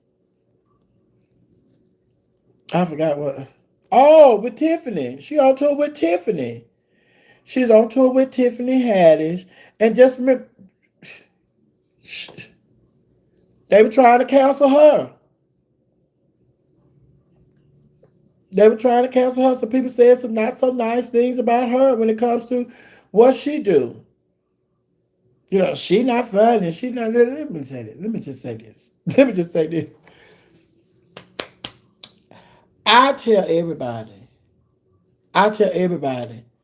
Just because somebody is not your version of funny, don't mean they're not funny to somebody. Everybody has an audience. Everybody have people that they feel like, oh my, oh, you like some people say Tiffany Haddish not funny. To some people, Tiffany Haddish is the funniest person in the world. So it's just because people are not your cup of tea or y'all funny, don't mean that they're not funny. And this is something that I do every time I'm working with somebody. Every time I work with somebody, I let people know on a regular. Because they be saying, oh, I like you. Or, you don't need no co-host. And I like you. And you don't need her. And they not funny. And blah, blah, blah. And I say, listen, I said, they may not be your type of funny. But you prefer my type of funny over their type of funny. But they're funny. Anybody I work with, if I'm a co-host with anybody, they funny. And then if they're not funny, that's not the position that they're in. Like, say for instance, when I work with people at pageants, when I co-host with people at pageants, now the number one MC, there would never be another duo like Sophia McIntosh and Dominique Richard. There would never. There would never. There will never be another comedic duo like Sophia McIntosh and Dominique Richard. And the reason I can say that is because we were both we both knew our lane. We both were good at what we do. We both complimented each other, and we both stayed in our lane always. And we were both great listeners. That were never, I have never ever worked with another person, co-hosted with another person that brought to the table what Dominique and I brought to the table. It would never happen. There are certain people that I co-host with, that they understand their lane. My thing is when I host a show or a pageant, I am so zoned in on entertaining the audience. I'm so zoned in on entertaining the audience that I I'm not worried about the time. I'm not worried about if they're ready. None of that stuff. I am zoned in on entertaining and just being a complete fool and entertaining you 110%. I need the co-host so when they're ready, they can tell that person, okay, we're ready. So that person can let me know they are and we are ready. So I need that person. I need to let them know. So that's the person that's like they're the middle person. That my other co-hosts, they're just the middle person to me. That's how they are the middle person, and they are there to let me know we're ready. We're ready to set up the stage and all of that, and also to read announcements. That's not me. I'm not reading announcements. Now, all the way I'm reading announcements is they gonna give me some money. If y'all pay me, I'm gonna read this announcement. Then I'm gonna read this. I'm gonna be funny with reading this announcement. Cause they'll get, hey, they give me $10 to read an announcement. They give me $10 to read an announcement. Oh, they pageant. Okay, coming up on January. All right, baby, that's it. That's all $10. that's all $10 gonna get you, honey. If you want me to read the rest of this flag, come on with some more money. So that's me. I'm constantly going to be funny, going to be entertaining, and I need the co-host. So that's the person that don't interrupt me. The other people do. Hey, we ready. I have issues with that. I deal with this on the show, on the Monday night show. I have issues with that on the Monday night show Because I sit up here, I introduce. When I introduce, if something happened, the music not ready. They turn in the wrong music. The machine, it's not reading their disc, and so it's that I have to go stall. So then when I'm out here stalling, because this is what I'm hired to do as an MC, is when we have mishaps, I stalled. Somebody's zipper break right before I'm introducing them. Now they got, her zipper broke. So she got to change, just stall. So that's what I do. And then when I do all of this, they're like, we ready. We ready. They ready. They ready. Now you go to holler at me talking about we ready. Hold on, boo. I've been ready. I introduced this person, and I'm out here working overtime because this person or something happened with the music or something happened with that customer or something happened. So now so don't be hollering and yelling at me talking about we ready. Like I'm the hold up, like I'm the problem. Don't do that. So I said all that to say, but I work with my co-host, honey, and it's hard working with me. It's not. Honestly, it's not hard. It's challenging working with me because I am I am in the zone. And I might add, recently, recently, I told somebody they hired me to work again, and they say, "Would you mind co-hosting with?" I said, "Mm-mm." I said, "Mm-mm." I said, "Our styles of MCing don't mix." I said, "So no, I do not." And it's not that I'm feeling myself, but when you're honest with yourself and you know what you do and what you bring to the table, you know what somebody else do and what they bring to the table. And what Maya Angelou said, when somebody show you who they are, believe them. Our style of MCing don't mesh. So when they called and asked me if I mind co-hosting with this person, I said flat out no. No. And when I got to the gig, when I got to the gig, see this somebody I saw somebody put on here earlier that Leo, I'm a Leo. But I got to the gig, and the space that I'm moving in now, is just like I'm living, I'm learning, I'm growing, and I will be living, learning, and growing until the day I die. So it's just like I could be honest. You could be honest. We could be honest. And if a person can't accept your honesty, that's not your issue. That's their issue. Because what sense does it make for me to say, okay, yeah, I could do that just to get the money? If I have to work with this person to get my money, no, because I'm not going to be able to do what I do the way that I want to do it and the way that you're hiring me to do it if I have this person, because it could turn into something else other than what you want it to be, which is a pleasant experience for everybody. So I had to be honest in that moment, and I'm just that. I'm just that now. I'm honest. It's just like I can't work with everybody. I don't try to host every pageant. I don't want to host every pageant. I, it's not. It's not reality. It's not reality. Like on Monday nights in Atlanta, if you want to see me on Monday nights is the only time you can see me in Atlanta unless somebody booked me for something else, which I'm hosting a birthday party this Saturday. I host a fashion show last Saturday, but unless I'm booked somewhere else, I don't all the different clubs in Atlanta. You at Mix? No. You at Lips? No. You at Best Friends? No. You at no. You at the Eagle? No.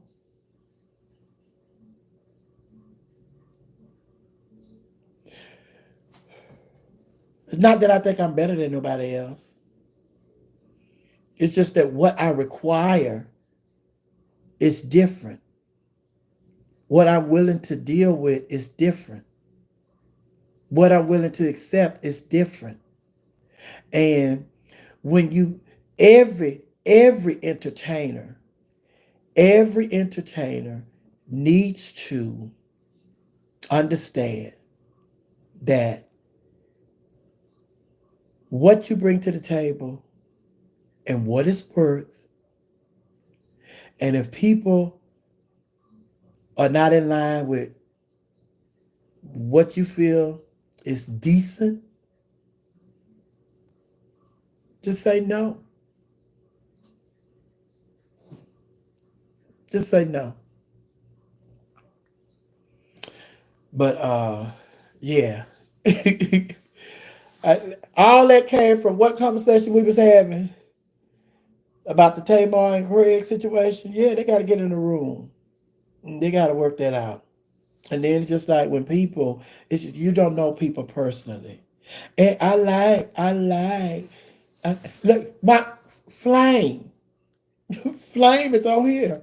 Flame is on here, right? And Flame, are you still here? Flame, if you are here, if you still here, Flame, say something. Say, yeah, I'm here. Because I want to say something. And she can verify for you. If Flame is still in here.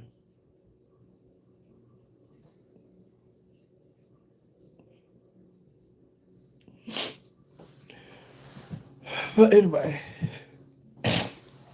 she's gone. She on tour. She gone. She on the stage. But let me tell you something. I have I have picked up my phone ever since I made ever since I made the infamous video when I say you have my number, I have yours. You have my number, I have yours. There have been situations, and Flame was on here, I was gonna let her tell you. When you care about people, I cannot tell you how many times I have picked up a phone and called somebody whose number is in my phone that's been a part of a situation or a controversy. I have picked up the phone and called that person. I have picked up the phone several times and called Flame. I ain't go live. I ain't go on Facebook. I didn't go Instagram. I go to my phone, dialed her number. She picked up. What's going on? I have done that. T.S. Madison. T.S. Madison. This and that. T.S. Madison. Hello.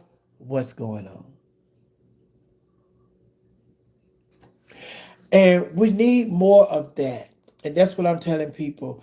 It because when if I go live and I discuss somebody whose number I have in my phone without talking to that person, that's a problem for me.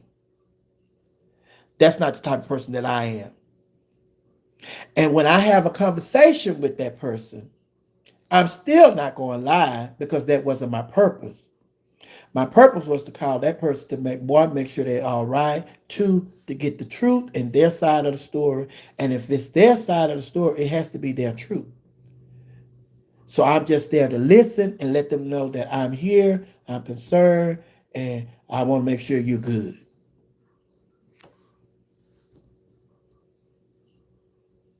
Need more people like that, especially during these times.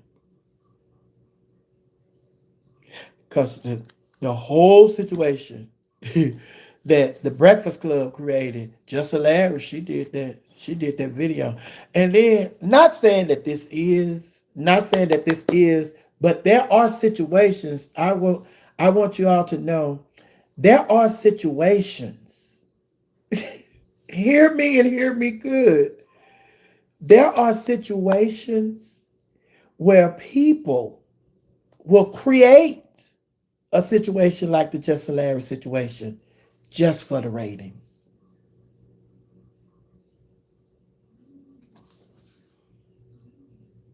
Do you hear me? There are situations where people will create situations just for the ratings. If their ratings are tanking, they will create a situation that they think will be will go viral if it's going to help their ratings. Not saying that that's the situation that happened with Just Hilarious, but there are those situations out there. Just like Lil Nas X. Lil Nas X is a genius when it comes to promoting himself. He's a genius. Just look at him and what he does.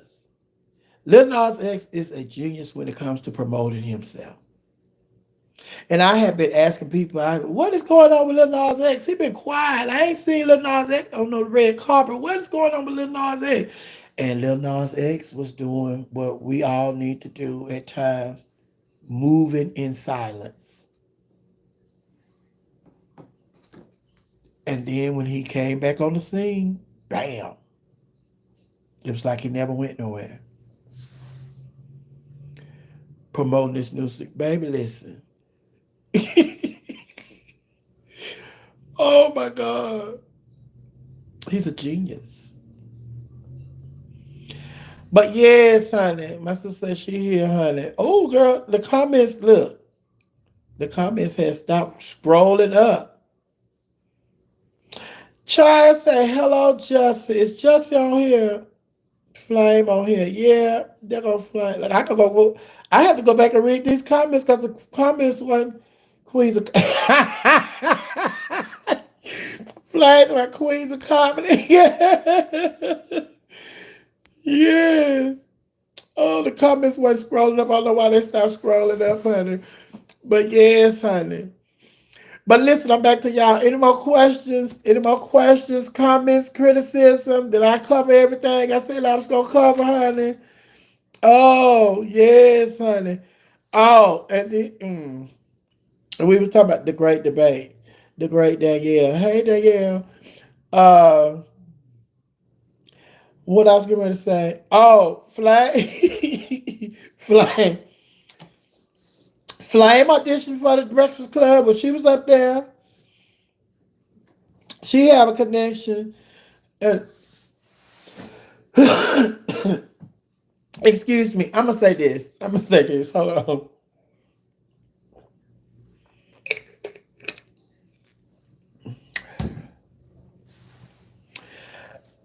I listen. DJ Envy, I'm going back to this situation because I said Flame. Flame was on there a couple of times. They had Flame on there. Charlemagne the God. Charlemagne the God. I want somebody to let him know. It's just like what's her name, Lauren. She had told him. She said everything's not funny. It's like sometimes, and I know what it is as a comedian. He wants to be funny at all times because it's uncomfortable. It's uncomfortable for him to sit up and listen to a serious conversation when he has been held to the fire. Because what she was bringing to the table, what Justin Larry was bringing to the table was that it was she didn't have a problem with radio. I have a problem with this team, and he's a part of the team. So as opposed to just sitting there and listening to what she was saying, you always trying to make a joke. This is not the time to be joking. Like they say, there's a time and place for everything. This is not the time to be joking. This woman is coming in here with her feelings on the line, and she's talking about her feelings. So this is not the time for you to be joking. But also, I want you all to know that they were forced to have this conversation. They were forced to have this conversation because of her live. So this is something that they didn't want to do. They were forced to have this conversation. So having said that, they went into this conversation with two different agendas. They went into the conversation with two different agendas. Just Hilarious went into this conversation she went into the show when they did the show. Just Hilarious was there to get her truth and her feelings out. DJ Envy, Charlemagne the God, they were there to save the reputation of the Breakfast Club. Lauren was just in the middle.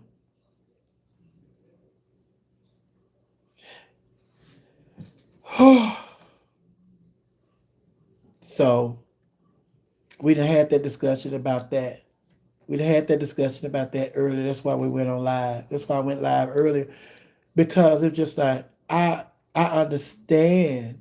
I understand. I've been in this situation, and it's just like, baby, listen.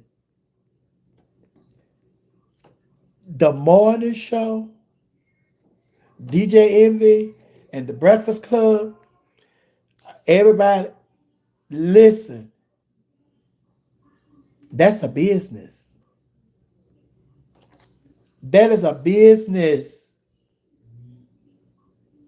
That is a business. And like I said earlier, Flame said they should have gave me the job. They should have gave me the job. But like I said earlier, although it's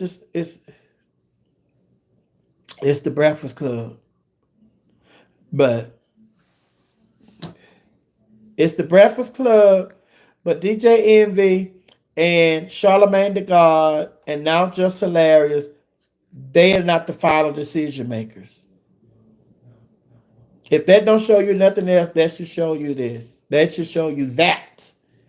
DJ Envy, Charlemagne the God, and uh, Just Hilarious, they're not the final decision makers. They have some input in the decision, but the decision that's being made is over their head.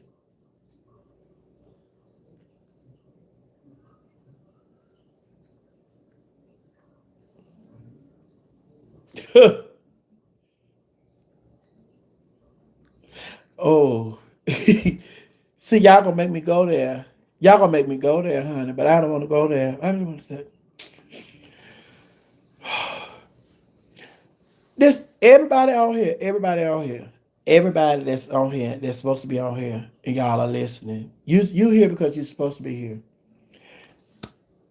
Let me tell you something. Be the best you. Be the best you. And be the best you. And you know what else I want to say? Be the best you that you could possibly be.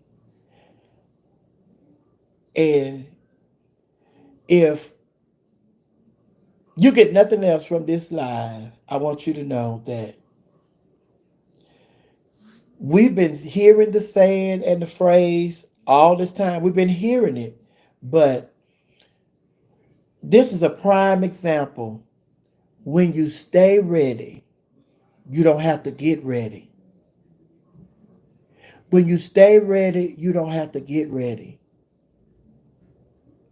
And all that is when you the best you, and when they call your number or call your name, you ready.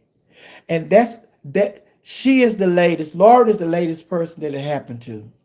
It's just like if she, if when she filled in for Just Hilarious, if she'd have went in there and did an okay job, if she'd have went in there and did an okay job, when Just Hilarious got back, they were like, "All right, girl, thank you." But she went in there and disrupted the program and the numbers. Radio is a numbers game, and the numbers. So like, hold up, hold up. These numbers, and radio is about money and numbers.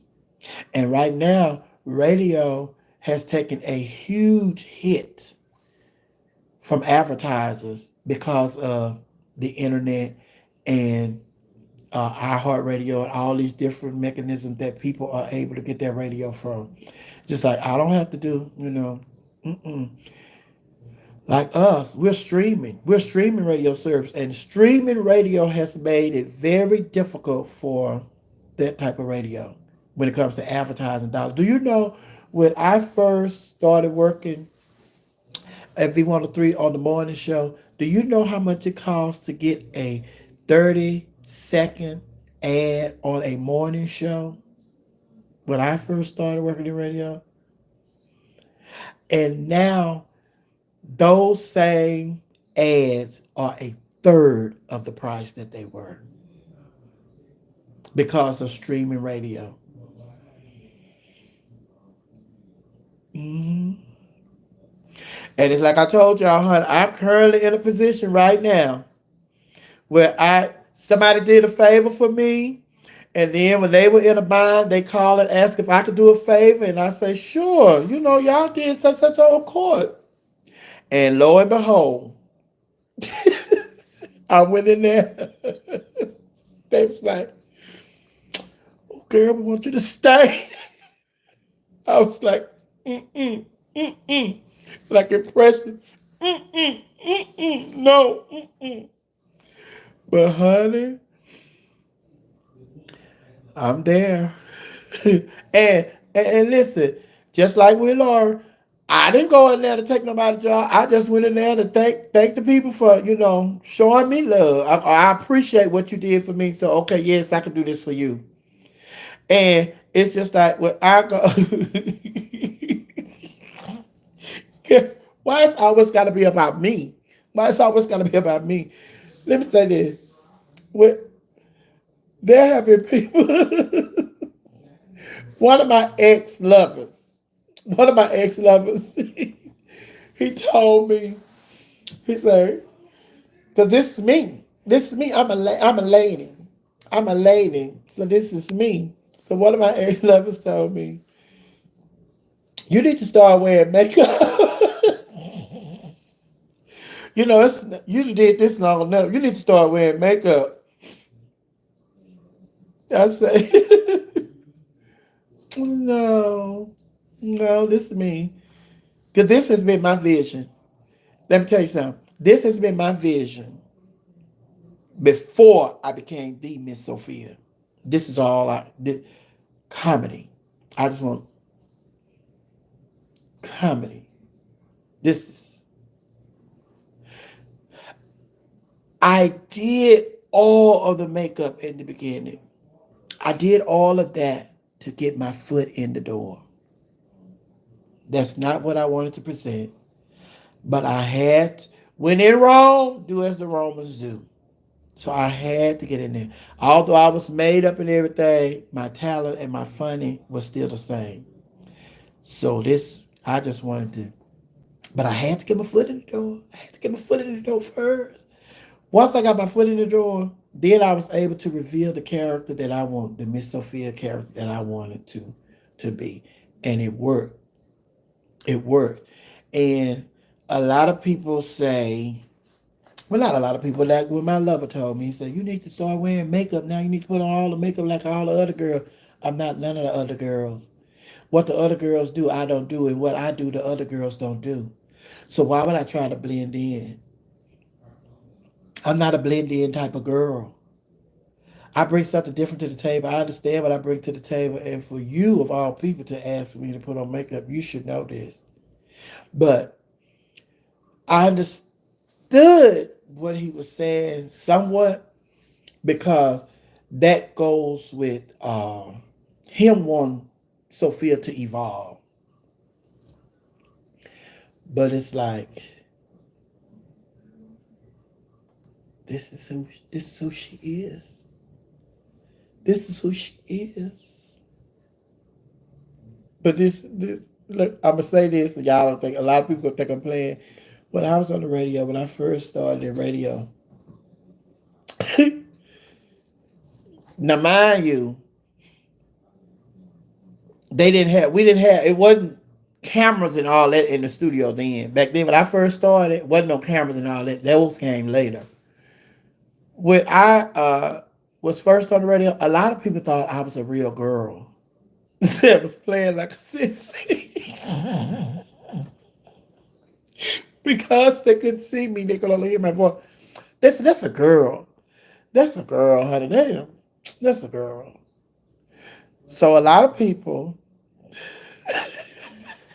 y'all can think I'm lying. Y'all can think I'm lying, honey. A lot of people, when they see me, they think I'm a real girl.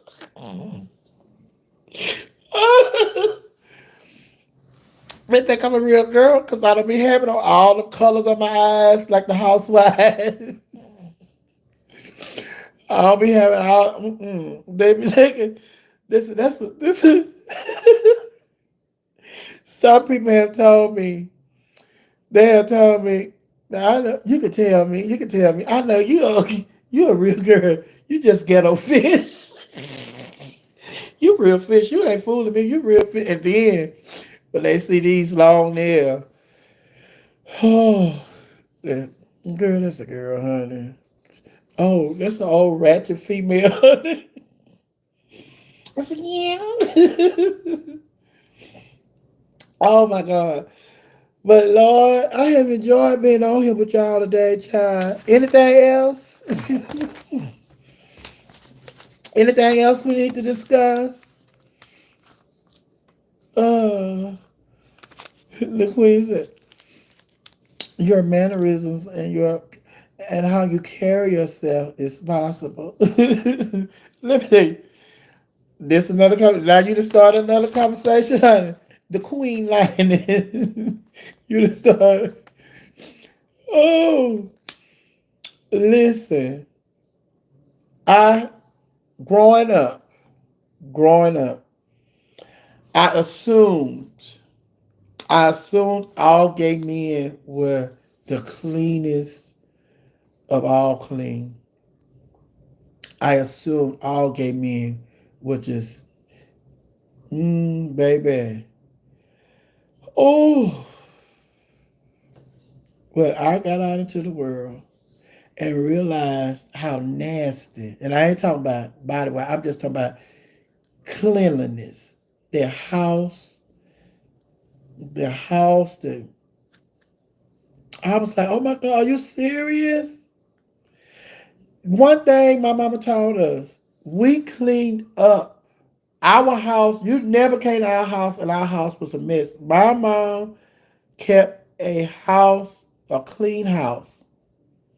And on Saturdays, OMG, on Saturdays, we were going to disinfect that house. My mama, we had we was washing them dishes. My mama gonna wash the clothes, but y'all gonna get in there. Y'all gonna take all them sheets and pillowcase and all that off the beds. Get all your dirty clothes, put them in the hallway. Mama gonna wash it, but y'all gonna play a part too in helping her get. Baby, go in there and clean them dishes. Now we finna go in here and clean this restroom. Go get that. Back then we was doing comic and Purex. Y'all do Clorox and stuff now. Purex and Common. Scrub that tub, scrub that baseboard, scrub that toilet, and all that. Mama gonna come in here and mop the floor. But y'all, baby, baby, do you hear me? And when I was growing up, even before we got to that stage, we were staying with our grandparents, in the beginning of our lives, because our grandparents, that's a whole nother story. Our grandparents wouldn't let our parents take them out of, because they was in the country. Then my parents didn't want to move to the city, to Houston. My grandparents like, y'all go on, leave kids here. Y'all go get yourselves together, come back and get them. So, and even at my grandmother's house, same thing. Clean up every day. You clean, the house is clean. You never know who gonna come over. Your house is always to be clean. And baby, on the weekends, that's what my grandmother, she decided that. Then she had them old wooden floors back then. Wooden floor, baby, my grandma was mopping. You can tell when she mopped. You could smell the Clorox, the Purex back then. The same thing, Clorox. You could smell it coming down the road, honey. On a Saturday, you already know what was up. So when y'all got ready to go to church, Saturday night, Saturday day, that house is clean. Saturday night, that kitchen is smelling good because grandma's in there getting ready for Sunday dinner. She started cooking her Sunday dinner uh, on Sunday night, for Saturday night. But yeah, it took me, getting out on my own to find out that there was such a thing as some nasty punks. They weren't clean. Cleanliness was not their good friend.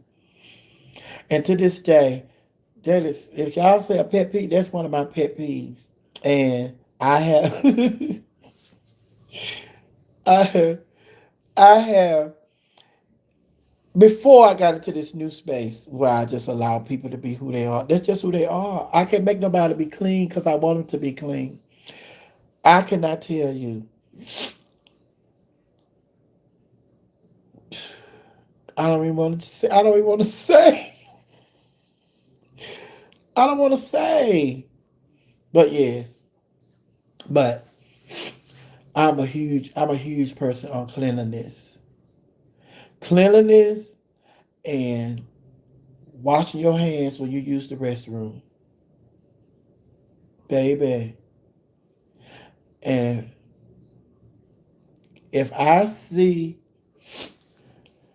if I see you not washing your hands after you using the restroom, especially an adult, it's a wrap. It's a wrap.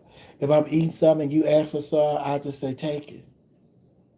I don't have a conversation with them because it's just like if I say something, I have come to learn that if I say something, if I see somebody washing, come out of the restroom and y'all not washing y'all hands, y'all, if I say something, you only gonna wash your hands because I said something.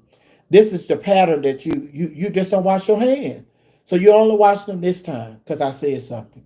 So it's just like if I'm saying something not gonna change you to wash your hands every single time, why bother? So it's just like somebody show you who they are. They don't wash their hands when they use the restroom. Believe them and operate as such. And that's what I do. And you'll be surprised. You will be surprised the people who are nasty when it comes to cleanliness. And you'll be surprised at some of the people that don't wash their hands. Adults that don't wash their hands, they use the restroom. And the reason I have a big problem with that is because y'all are touching doorknobs, and then you want to come and hug people and shake people's hand and all that stuff. You want to eat out of people's food, put your hand in people's food and stuff, and it's just like you don't wash your hands. You use the restroom. That's nasty. And then some people they'll say it's like, girl, how you know? Girl, I just got out of the shower. I just got. Girl, you been walking around here sweating. You just went in there and used to it. I didn't touch. Some people say I didn't touch. Baby, germs are floating around in the air. You was standing over a toilet or standing over a urine. But it's just like, maybe I don't have no conversation with people. Just let people live and let live. And if people show you, you know, they don't wash their hands and they don't wash their hands, girl, leave the people alone. They don't wash their hands.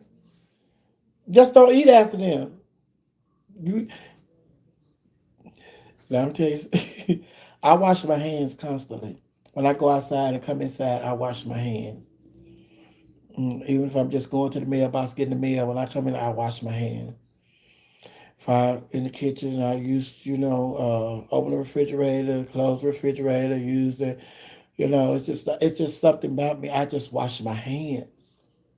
I'm constantly washing my hands. Sometimes they be so dry. I have to remember to moisturize. It's just like, oh, speaking of which, girl, speaking of my hands, can y'all see this? This little cut. See that little cut right there? How about I had a bag, some drinks, chips, and candy in a bag coming up the steps. So we have steps are made out of bricks. I done did a Joe Biden falling going up the steps. Now, mind you, I fell going down the steps one time. Oh my God, my knee. No, that was my elbow. Baby scraped my arm. Fell going down the step. Misjudged the step out. I had at the last step, and then it was just like it was the next to last step. So I went to step down. Just missed the whole step and just fell, Mr. Lord. So then other night I was coming in, fell coming up the steps. I said, Lord, I don't know, girl. But yeah, honey. But although I fell coming up them steps, God is still good. Amen. Hallelujah. God is still good. But I'm getting ready to get off of here, honey. We've been on here, how long? 2 hours and 10 minutes. I was only coming on here to stay on here for like, a good 30 minutes. But you know, when I get on here and get to talking, and y'all get to talking, honey. Y'all been having a conversation. Some don't use washcloths. Yes, that is a great day. Yeah, I have to be careful, baby. And then it's just like I was just walking up the steps. It wasn't like I was running or nothing, just walking at the slides. That's what it is, them slides. I don't even want to put on no shoes. Y'all know I don't like shoes. Don't say I don't like shoes. I don't like shoestrings. I do not like shoestrings. Shoes, I just want shoes that you slide in. Y'all know I wear slides 365 days. I wear slides and socks. I wear slides and socks, honey. And the most shoes I have, like I have some tennis shoes, they have strings and stuff. But the most, everything is slide in. I wear slides and socks. Even on the show, honey, I'll be having on my slides. I be having on my slides, honey. Same, same shoes I wear to the club. I wear them on the show. That's my thing. Socks and sandals. Socks and slides. That's my thing. Oh, baby. Yes, honey. Ladybug, where's our next vacation location? Let me see. I'm getting ready to go. I will be in, well, this Saturday, I'm hosting a birthday party in Atlanta. Uh, I'm scheduled to go to Houston, but that's just to hang out with my family. Then I have coming up. I'm going to be in Miss Gay USA final night. I'll be at Miss Gay USA the final night. That's like Memorial Weekend. That Friday is the final night. Then I'm in talks to go to DC that Saturday and Sunday of Memorial Day weekend for their Pride brunch. So then I will be in Memphis. I will be in Memphis for their Pride, Tri-State Pride. That's going to be Juneteenth weekend. However, Juneteenth falls on a Thursday, I believe. So their event is going to be the week before. So it's like the 14th, 15th, something like that. That week before Juneteenth, the weekend before Juneteenth. So I'll be in Memphis that weekend. Then that following weekend, I'm going to be in Portland, Oregon. I'll be in Portland, Oregon that following weekend. And then that's June. July, tentatively, I'm in talks to hosting Miss Gay San Antonio, Texas US of A pageant. That's going to be the 4th of July weekend, that first weekend in July. And then I will be back in Phoenix. Is that Phoenix? Not Phoenix. Portland, Oregon. I'll be in Portland, Oregon. I'll be in Portland, Oregon, June, July, and August. I have 3 dates in Portland, Oregon. I love Portland, Oregon. Can you tell? But I have 3 dates. June, July, August. I'll be in Portland, Oregon. And then I haven't heard from the people about Miss Gay, Texas, US of A. Usually I host the final night of that. And that's in August as well. And it's something else I'm doing, but I can't tell y'all right now. I can't tell you right now because I signed an NDA. But you're here. You're here about it soon. Oh, but you can check me out. Like I said, next month I'll be back on the air, honey. We having some technical issues. Me, not the rest of them, but me having technical issues with the computer. But I'll be on the air next month. My new show is It's Too Early for All That from 10 a.m. to 2 p.m. with Miss Sophia. So y'all can download the app and just listen to generic breaks and stuff right now until I get back on the air. But it's too early for all of that with Miss Sophia and the Laughing Hyenas. 10 a.m. until 2 p.m. weekdays.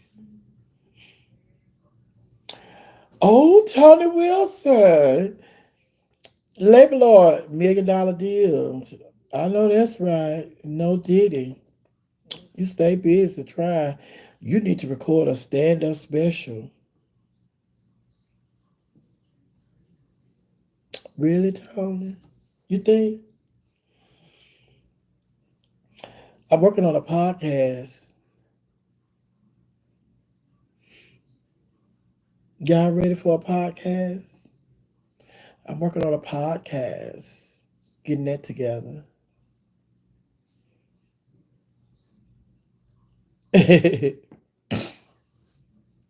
Call Tut, Michelle. Tamar, I hope you come to Mississippi again so I can drive down and see. Call Tut, because she down there. She opened up a restaurant. She got the club. And then she'd be doing bingo. Hmm. And they have a Metro weekend. I think Metro weekend is one of the weekends where I think I'm in Portland or somewhere. Metro weekend. Baby, look at this hair. Thank you, Najee. Najee brought me this hair. This is so nice. I love it. But this little part right here, there's like little flying hairs beginning in face. It's just like, it's challenging to do a show when it's flying. I need some hairspray because I'll spray it. Spray it real heavy. Spray it real heavy. And then, see that. But yeah, but I love y'all. It's been good talking to y'all today, honey. If y'all want me to come back, y'all just let me know. And then I was on here today. I said, "Child, now this, I need to be on the radio, honey. I need to be on the radio because there's too much going on, especially with that just hilarious stuff that happened. And then it's just like me knowing radio and being in radio, like then they trying to play it down like it's, oh girl, no, no, no. I ain't like that. I didn't like that. How they was trying to just act like, a problem with her problem wasn't a problem. It's like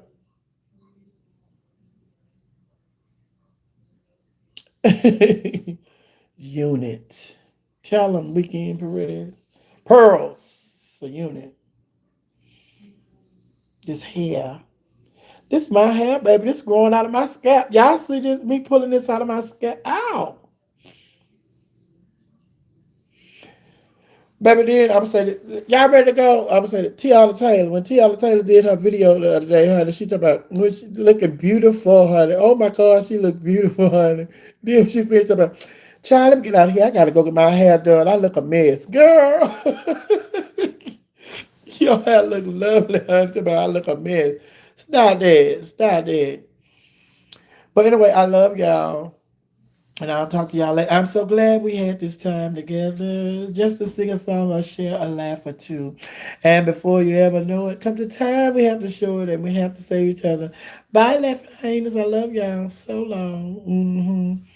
All right. I'm finna sign off. Let me see. Last few comments.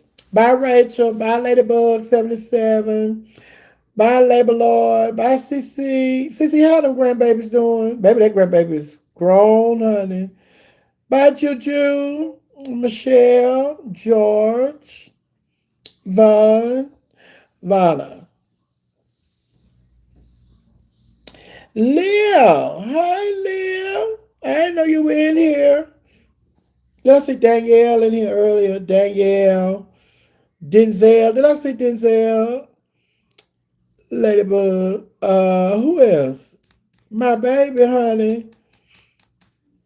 Uh, what's my baby? The moderator. I saw her in here. What's my baby name? She was here, one of the first people in here, child. Flame by Bree. Yes, Bree, honey. By Rachel. Brianna. Yeah, Brianna. Bree. My baby. What's calling in here? Jalen.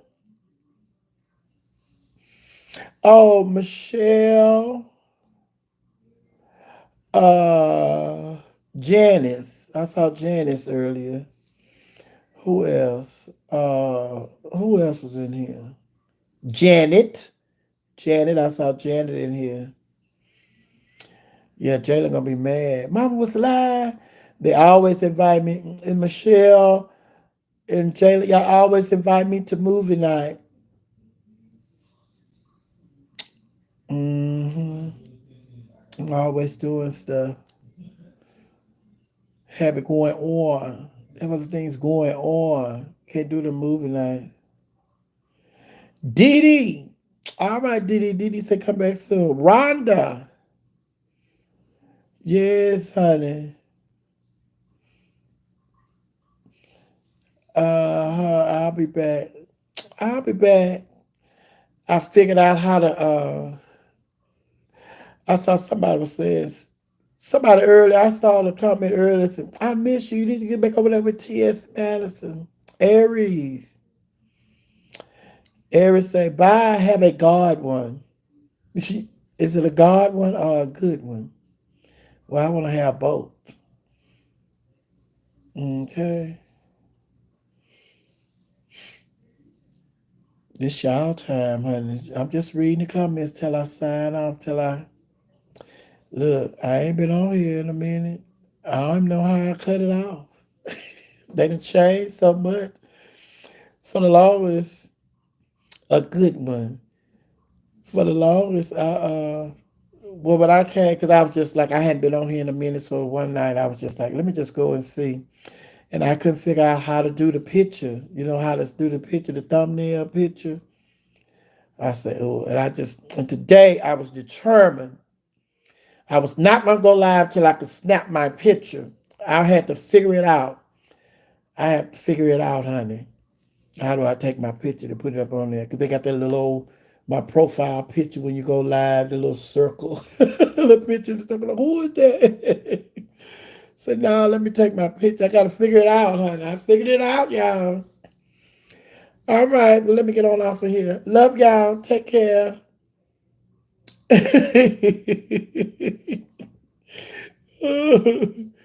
Ladybug. So about the picture looks better. You got a new phone recently. No, I didn't. It's the same phone. Oh, thank y'all for the hearts. Okay. All right.